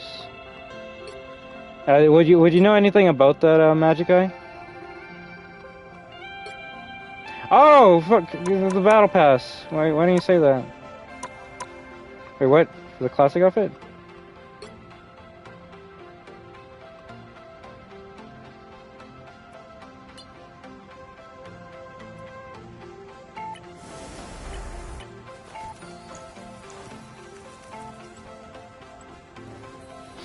Unstoppable molecules are a synthetic material discovered by Reed Richards that can easily change the appearance of any superhero's costume. Yeah, no shit. How the fuck do you get it?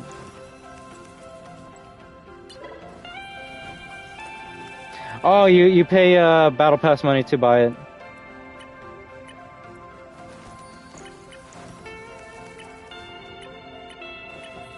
Maybe there might be a way to actually like get it for free, but.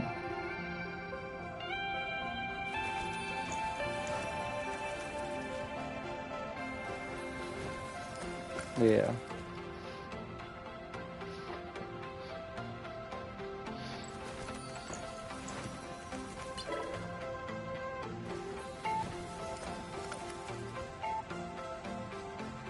Read unstable for unstoppable for about 5 times there? You or me?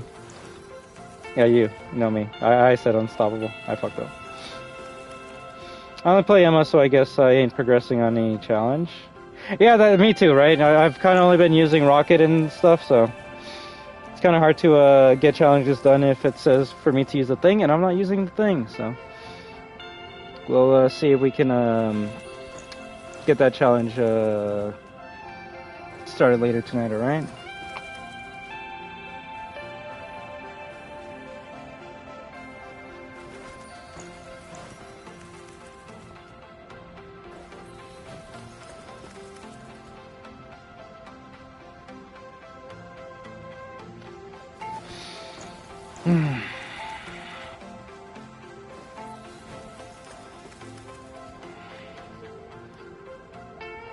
Yeah, sorry. Just look at some comments. Definitely not screenshotting ones that make me happy. Oh, fuck. And I just hope you guys enjoy the stream. I know I wasn't really much of a gaming, but tomorrow morning we'll be playing Tomorrow Rivals with Gaming Station. So if anyone wants to join up, you're more than welcome to, and then we can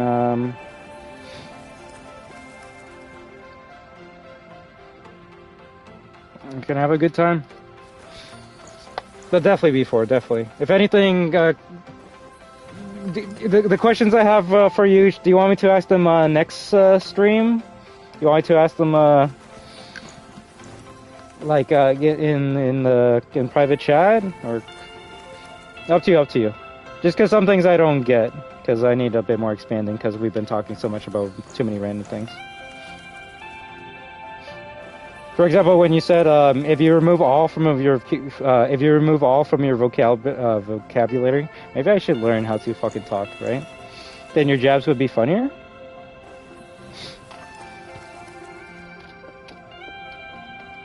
But up to you. We can continue this however you want to. But hey, no problem, Magic Guy. If anything, we definitely have to get you on MVP soon, alright?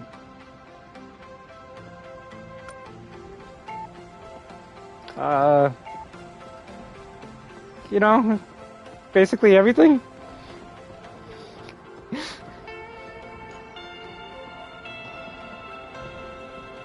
Well, we can talk about it later then.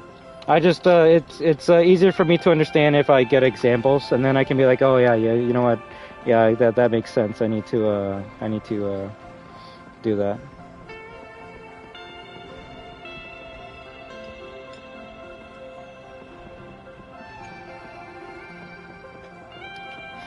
I don't think so, because if I go back, it's gonna be that, and I think I even said like, what do you mean by that? And then that's when Robbie asked me something about Last of Us. So I'll go. I can go back, but the context won't be there because it's gonna be hijacked by something else. That's why I was asking to clarify. But can talk about it later if you want.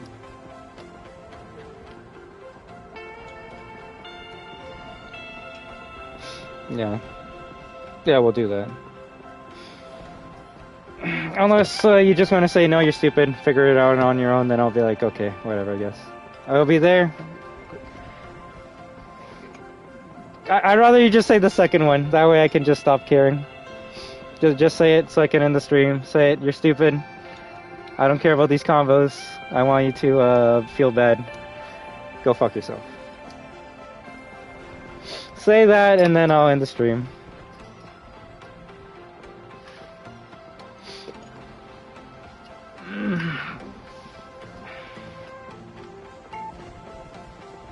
Also, we might be getting that free apple skin again. Or at least that's what the... that's at least what the friggin' thing from Fortnite does.